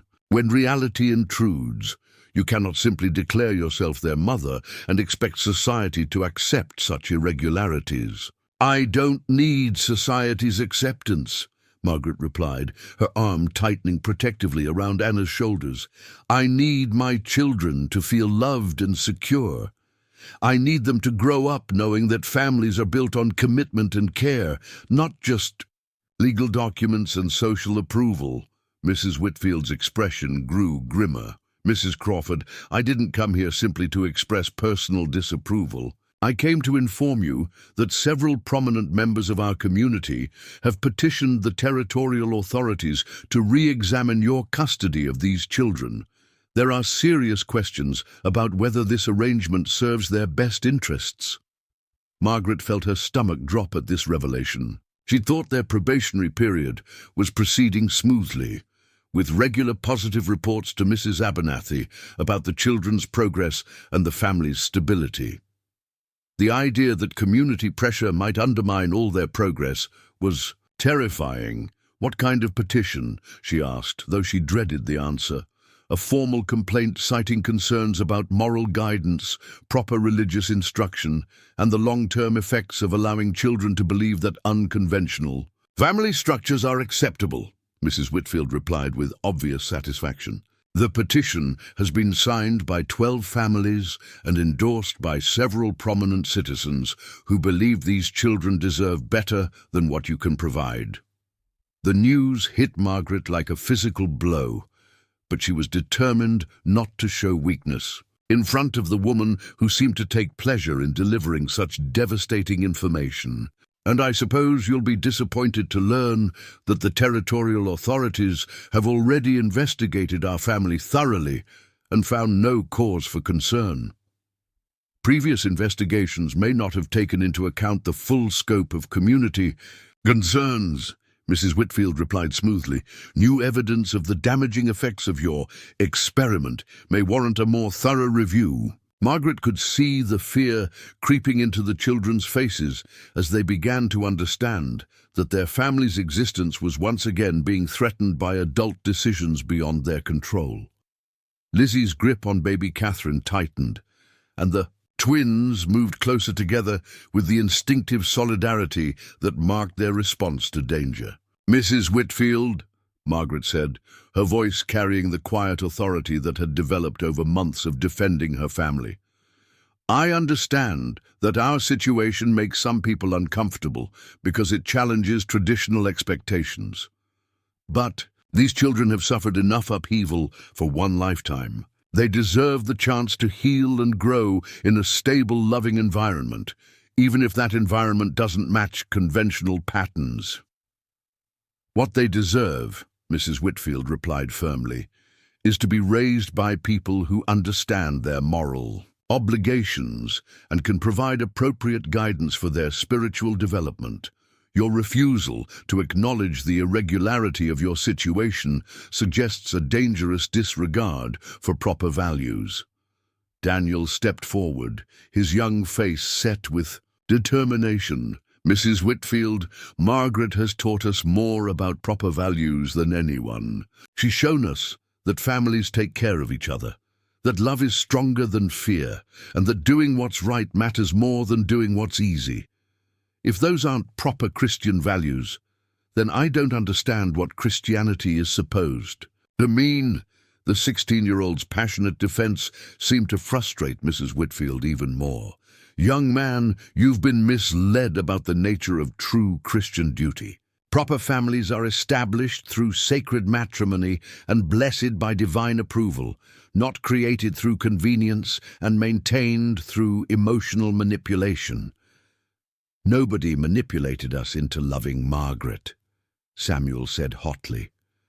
We love her because she's earned it every single day since she got here. She didn't have to stay with us, she didn't have to fight for us, and she sure didn't have to put up with all the people who keep trying to tear our family apart. Mrs. Whitfield looked around at the assembled children, clearly frustrated by their united front in defense of Margaret. She'd obviously expected to find evidence of dysfunction or resentment that would support her concerns about the family's irregular structure. This conversation has only confirmed my fears, she said finally. You've isolated these children from community oversight and filled their heads with ideas that will make their eventual placement with proper families much more difficult. The territorial authorities will hear about this, Mrs. Crawford. Mark my words. As Mrs. Whitfield climbed back into her buggy and drove away, Margaret gathered the children around her, reading the mixture of anger and fear in their faces. They'd won this confrontation, but it had revealed the existence of forces working against their family's continued existence. Forces that might prove more persistent and dangerous than individual officials seeking to enforce bureaucratic procedures. Are they going to take us away? Anna asked, her small voice carrying the weight of a question that had haunted all their dreams. Margaret looked down at 8 faces that had learned to trust her completely. Children who had rebuilt their sense of security around the belief that she would protect them from any threat. The responsibility felt overwhelming, but it was also clarifying. Whatever battles lay ahead, she would fight them with everything she had. No, she said firmly, they are not going to take you away. We're a family, and families stick together no matter what anyone else thinks about it. But even as she spoke the words, Margaret wondered if love and determination would be enough to withstand the organized opposition of an entire community. Determined to impose their vision of proper family structure on 8 children who had already lost too much. The letter arrived on a Tuesday morning in January, carried by a rider whose urgency suggested news that couldn't wait for the regular mail delivery. Margaret's hands trembled slightly as she broke the territorial seal, expecting another summons to defend her family's right to exist. Instead, she found something that made her sink into a kitchen chair with relief and amazement. Mrs. Crawford, the letter began in Mrs. Abernathy's precise handwriting. I am writing to inform you that the territorial petition submitted by certain Clearwater Junction residents has been reviewed and decisively rejected. More importantly, I'm pleased to report that your family's case has attracted the attention of Governor Harrison Matthews, who has requested a personal meeting to discuss the broader implications of your successful adoption arrangement. Margaret read the letter 3 times before the words fully sank in. Not only had Mrs. Whitfield's petition failed, but their family had somehow become a matter of interest to the territorial governor himself. She wasn't sure whether to feel relieved or terrified by this development. The explanation came in the 2nd paragraph. Recent correspondence from progressive territorial legislators has highlighted your family as an example of innovative solutions to the ongoing crisis of orphaned children throughout Montana Territory. Your success in maintaining family unity while providing proper care has drawn attention from officials seeking alternatives to traditional institutional placement. Margaret looked up from the letter to find 8 pairs of eyes watching her anxiously. The children had learned to read her expressions during official correspondence, understanding that their future often hung in the balance of such documents. "Good. News or bad news?" Daniel asked, his voice carefully controlled, but his hands clenched into fists at his sides. "I think it's good news," Margaret replied slowly, "but it's also bigger than I expected. The governor wants to meet with us." The governor? Lizzie's eyes widened with a mixture of excitement and fear. "Why would the governor care about our family?" Margaret continued reading, finding her answer in the letter's final paragraphs. Mrs. Abernathy explained that territorial officials had been struggling with a growing population of orphan children throughout Montana, many of them victims of mining accidents, disease outbreaks, and the various dangers of frontier life.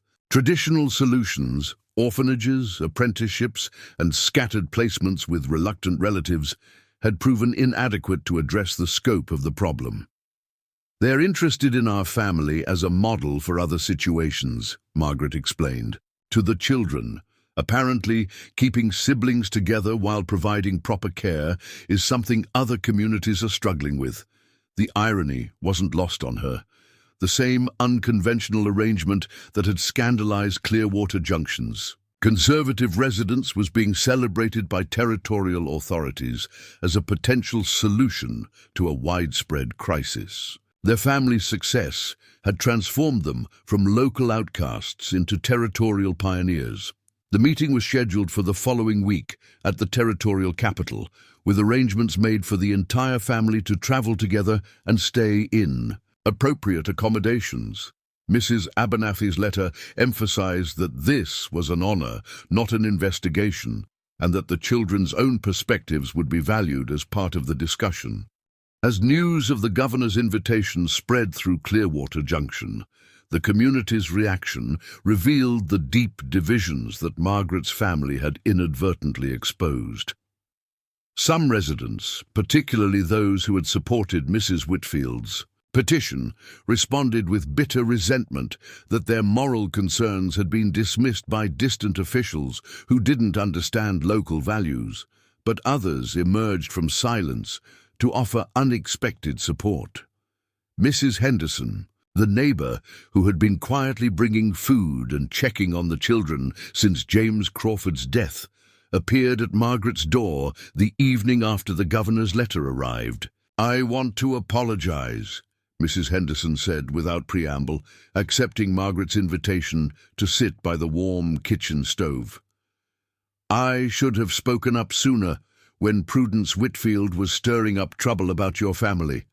I've watched these children transform from scared, lost little souls into confident, happy youngsters, and anyone with eyes can see that you've given them exactly what they needed." Margaret poured coffee for both of them, noting the way Mrs. Henderson's eyes tracked the children's movements around the house with obvious approval. "Why didn't you say anything before?" Mrs. Henderson sighed, wrapping her weathered hands around the warm cup. "Because I'm a coward, I suppose.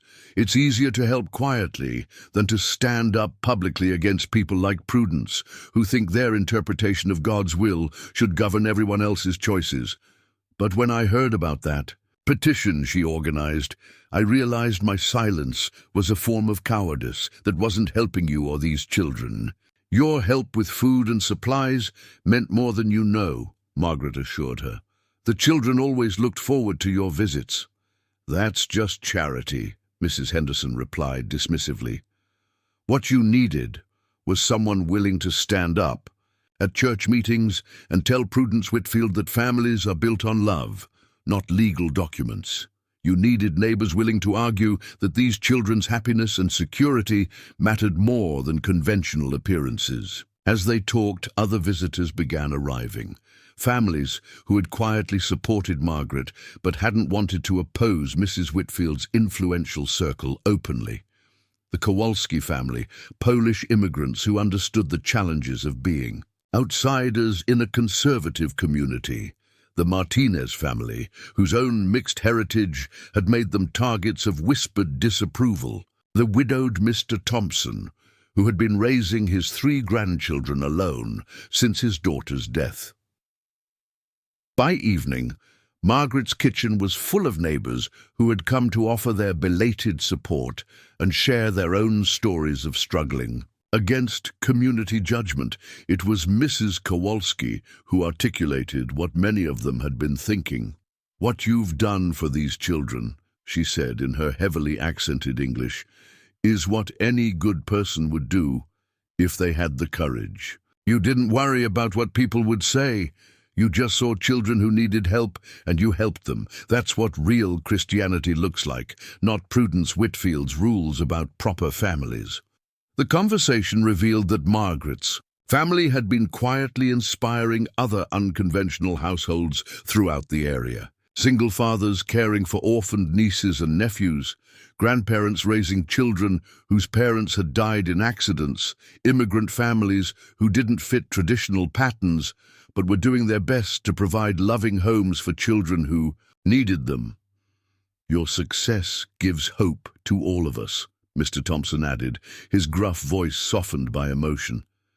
"If you can prove that families work when they're built on commitment instead of just convention, maybe the rest of us won't have to live in fear of busybodies deciding our arrangements aren't proper enough." The realization that their family had become a symbol for other non-traditional households added another layer of significance to the upcoming meeting with the governor.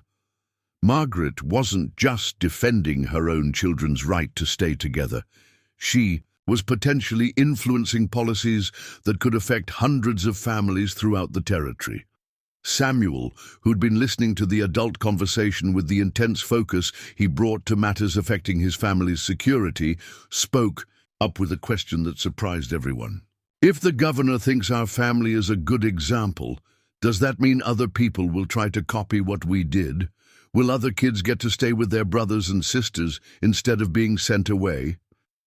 Mrs. Henderson smiled at the 12-year-old's thoughtful question. "That's exactly what it means, Samuel. Your family's success might help change the way the whole territory handles children who lose their parents." The weight of this responsibility felt overwhelming to Margaret, but also clarifying. She'd begun this journey focused solely on keeping 8 specific children together. Now she realized their success could influence how society treated all orphaned children, potentially saving countless siblings from the trauma of forced separation. The preparation for the governor's meeting became a community effort. Mrs. Henderson organized the children's travel clothes, ensuring they would make a proper impression on territorial officials. Mr. Thompson provided practical advice about dealing with government bureaucracy, having navigated similar challenges during his own custody battles. The Kowalski family shared strategies for maintaining dignity while defending unconventional choices.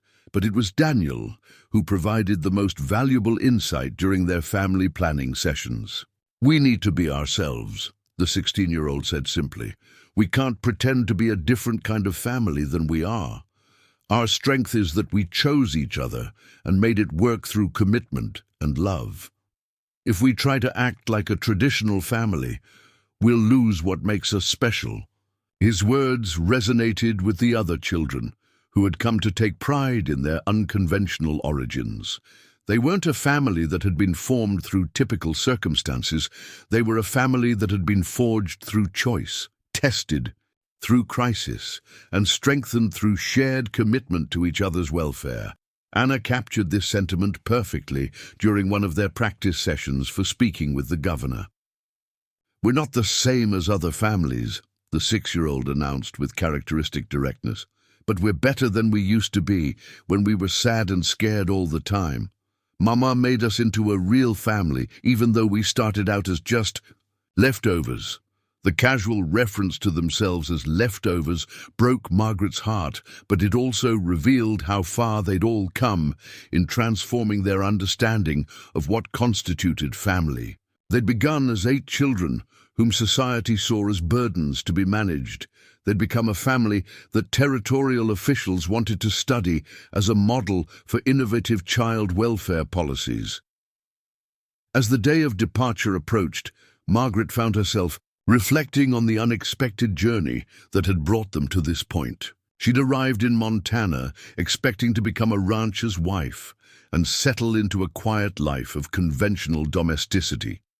Instead, she'd become the mother of 8 children and an inadvertent pioneer in alternative family structures. The night before they left for the territorial capital, Margaret gathered all the children in the main room for their usual evening reading time. But instead of continuing their current book, she closed it and looked around at 8 faces that had become as familiar and precious to her as her own reflection. "Whatever happens tomorrow," she said quietly, "I want you all to know that this has been the greatest privilege of my life. You've taught me what it means to be truly needed, what it feels like to love without reservation, and what families can accomplish when they commit to each other completely." Joseph, whose vocabulary had been steadily expanding since his breakthrough, in November raised his small hand like he was in school. "Does that mean you're glad you didn't get to marry Papa like you planned?" The question was innocent but profound, cutting to the heart of the choice Margaret had made between the life she'd planned and the life she'd actually lived. She considered her answer carefully, aware that the children were listening not just to her words, but to the conviction behind them. "I'm sad that your papa died," she said finally. "I'm sad that you lost someone who loved you so much, but I'm not sad about the family we've become together. Sometimes the best things in life come from circumstances we never would have chosen, but learn to treasure anyway." Lizzie wiped away a tear that had nothing to do with sadness. "So tomorrow, we get to tell the governor that our weird family actually works better than normal families." Margaret laughed, the sound filling the room with warmth and confidence. "Tomorrow we get to tell the governor that families work when they're built on love, commitment, and the courage to choose each other every single day. And yes, we get to prove that weird families can be the best families of all." As the children settled into bed that night, Margaret stood at her window, looking out at the Montana landscape that had become home. Tomorrow would bring new challenges and opportunities, but tonight she was simply grateful for the unexpected blessing of 8 children who had taught her that the most important journeys were the ones you never planned to take. The territorial capital building rose from the Helena landscape like a monument to ambition, its granite walls and imposing columns designed to inspire both respect and intimidation in those who came seeking justice or mercy from Montana's governing powers. Margaret stood on its steps with 8 children gathered around her like a protective constellation, each dressed in their finest clothes, but carrying themselves with the quiet confidence that came from knowing they belonged together, regardless of what any building or official might decree. Governor Harrison Matthews proved to be a surprisingly warm man in his 60s, with silver hair and laugh lines that suggested he understood the difference between governing through fear and leading through wisdom. He received them in his private office rather than a formal meeting room, immediately putting the children at ease by asking about their journey and offering refreshments before addressing the serious business that had brought them together. "Mrs. Crawford," he began, settling behind his desk with the relaxed manner of someone comfortable with power, "your family has become quite famous throughout our territory, though I suspect not always for reasons you might have preferred." Margaret felt the familiar tension that accompanied official scrutiny, but something in the governor's tone suggested this would be different from previous encounters with territorial authority. "We've simply tried to take care of each other, Governor Matthews, nothing more complicated than that. And that," the governor replied with a smile, "is exactly why we're here today. You've accomplished something that our most experienced social workers and institutional administrators have been struggling with for years. You've proven that keeping families together produces better outcomes for children than any alternative we've devised." He gestured to a thick folder on his desk filled with reports and correspondence. I've been reviewing the documentation of your family's progress over the past months. Educational achievement, emotional development, community integration. By every measure we use to assess child welfare, your children are thriving in ways that exceed what we typically see in traditional placements. Daniel, who had been listening with the intense focus he brought to matters affecting his family's future, spoke up with characteristic directness. Does that mean we get to stay together permanently? No more inspections or threats to separate us? Governor Matthews' expression grew serious as he considered the 16-year-old's question. Daniel, what I'm about to tell you will affect not just your family, but potentially hundreds of children throughout Montana Territory. Your success has convinced territorial leadership that we need to fundamentally change how we approach child welfare. He pulled several documents from the folder and spread them across his desk. We're proposing the Crawford Family Preservation Act, legislation that would make keeping siblings together the presumptive standard for child placement throughout the territory. Instead of separating children and placing them wherever convenient, territorial law would require extraordinary justification for breaking up family units. Margaret felt her heart skip as she realized the magnitude of what the governor was describing. Their personal struggle to stay together was being transformed into territorial policy that could protect countless other families facing similar challenges. More than that, Governor Matthews continued, we want to establish a network of family preservation specialists, people like yourself who can take on larger sibling groups and provide the kind of comprehensive care that traditional foster placements can't match. Your ranch would become the training center for this program, with you serving as the territorial director of family preservation services. The offer was staggering in its scope and implications. Margaret would go from being a displaced mail order bride fighting to keep her unconventional family together to holding an official position that could influence child welfare policy throughout the American West. What would that mean for our daily lives? Lizzie asked, her 14-year-old mind immediately grasping the practical implications. Would we still be a regular family, or would we become some kind of government experiment? Governor Matthews turned to address Lizzie directly, recognizing the intelligence behind her question. You would remain a regular family in every way that matters. Your home, your relationships, your daily routines, none of that would change. But your ranch would also serve as a demonstration site where other potential family preservation specialists could observe successful techniques and learn from your experience. Samuel, never one to shy away from challenging authority, raised his hand like he was in school. What if we don't want to be examples for other people? What if we just want to be left alone, to be a family, without everyone watching us all the time? The question revealed the 12-year-old's protective instincts about their hard-won privacy and normalcy. Margaret appreciated his concern, but she was beginning to see the broader implications of what Governor Matthews was proposing. Samuel raises an important point, Margaret said thoughtfully. We've fought so hard for the right to be an ordinary family that the idea of becoming a public example feels overwhelming. But if our experience can help other children stay with their siblings instead of being separated, don't we have an obligation to share what we've learned? Anna, who had been uncharacteristically quiet during the adult conversation, suddenly spoke up with the clarity that marked her most important observations. If we help other kids stay together like we did, that would make us like heroes, wouldn't it? But heroes who get to keep being a family too.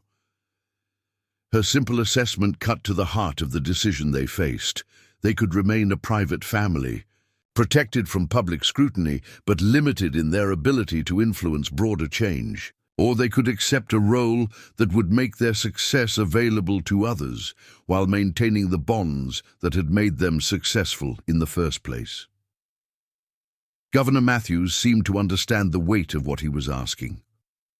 I want to be Clear about what this position would entail, Mrs. Crawford would receive a substantial salary and official authority to oversee family preservation efforts throughout the territory.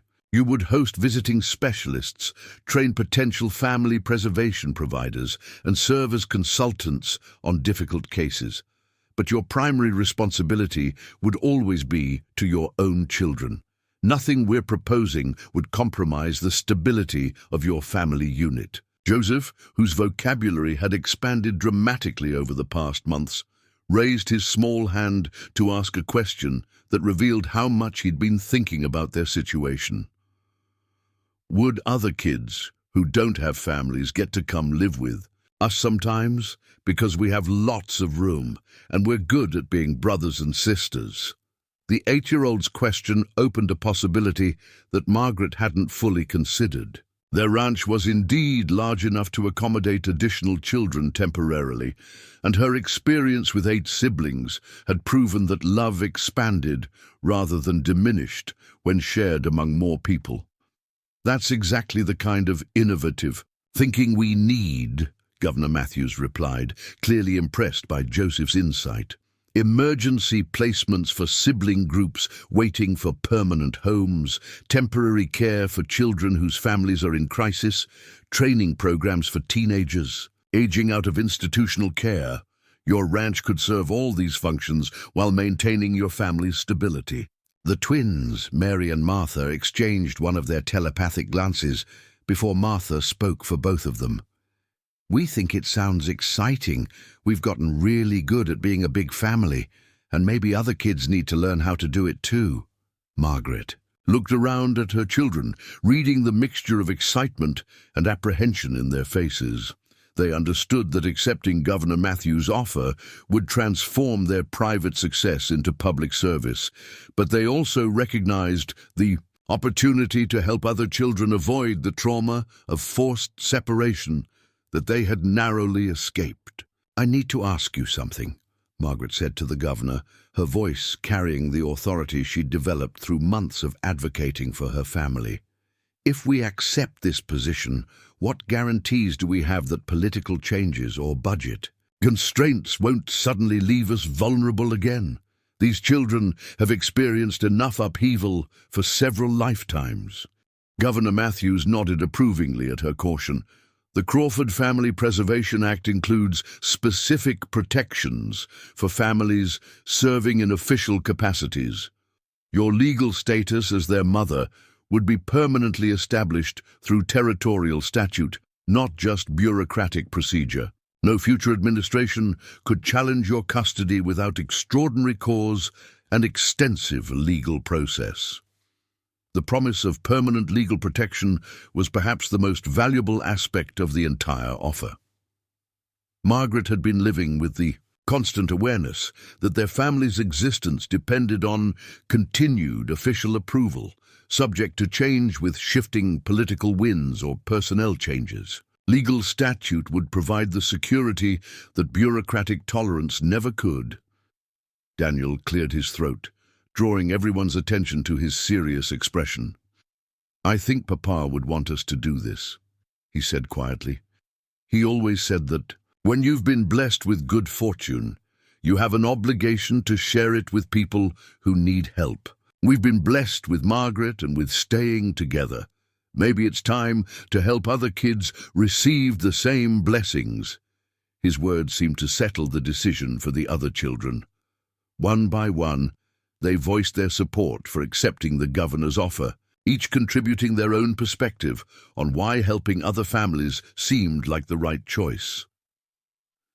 Lizzie spoke about her dreams of becoming a teacher and how this experience could prepare her for working with children from difficult backgrounds. Samuel talked about his own memories of being angry and scared, and how other kids in similar situations might benefit from seeing that those feelings could be overcome. The twins giggled about the prospect of teaching other children their elaborate systems for sharing and cooperation. Anna summed up their collective feelings with characteristic directness. We're really good at being a family now. We should teach other people how to do it too. Margaret felt a sense of completion that she hadn't expected. Her journey from displaced mail-order bride to territorial family preservation director seemed impossible, but it also felt inevitable. The natural result of choosing love over convenience, commitment over comfort, and service over safety.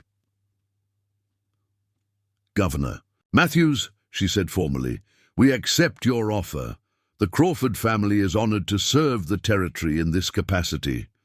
The signing ceremony was simple but profound. As Margaret put her signature on the documents that would create the territory's first family preservation program, she was surrounded by 8 children who had taught her that the most important victories were won not through individual heroism, but through collective commitment to each other's welfare.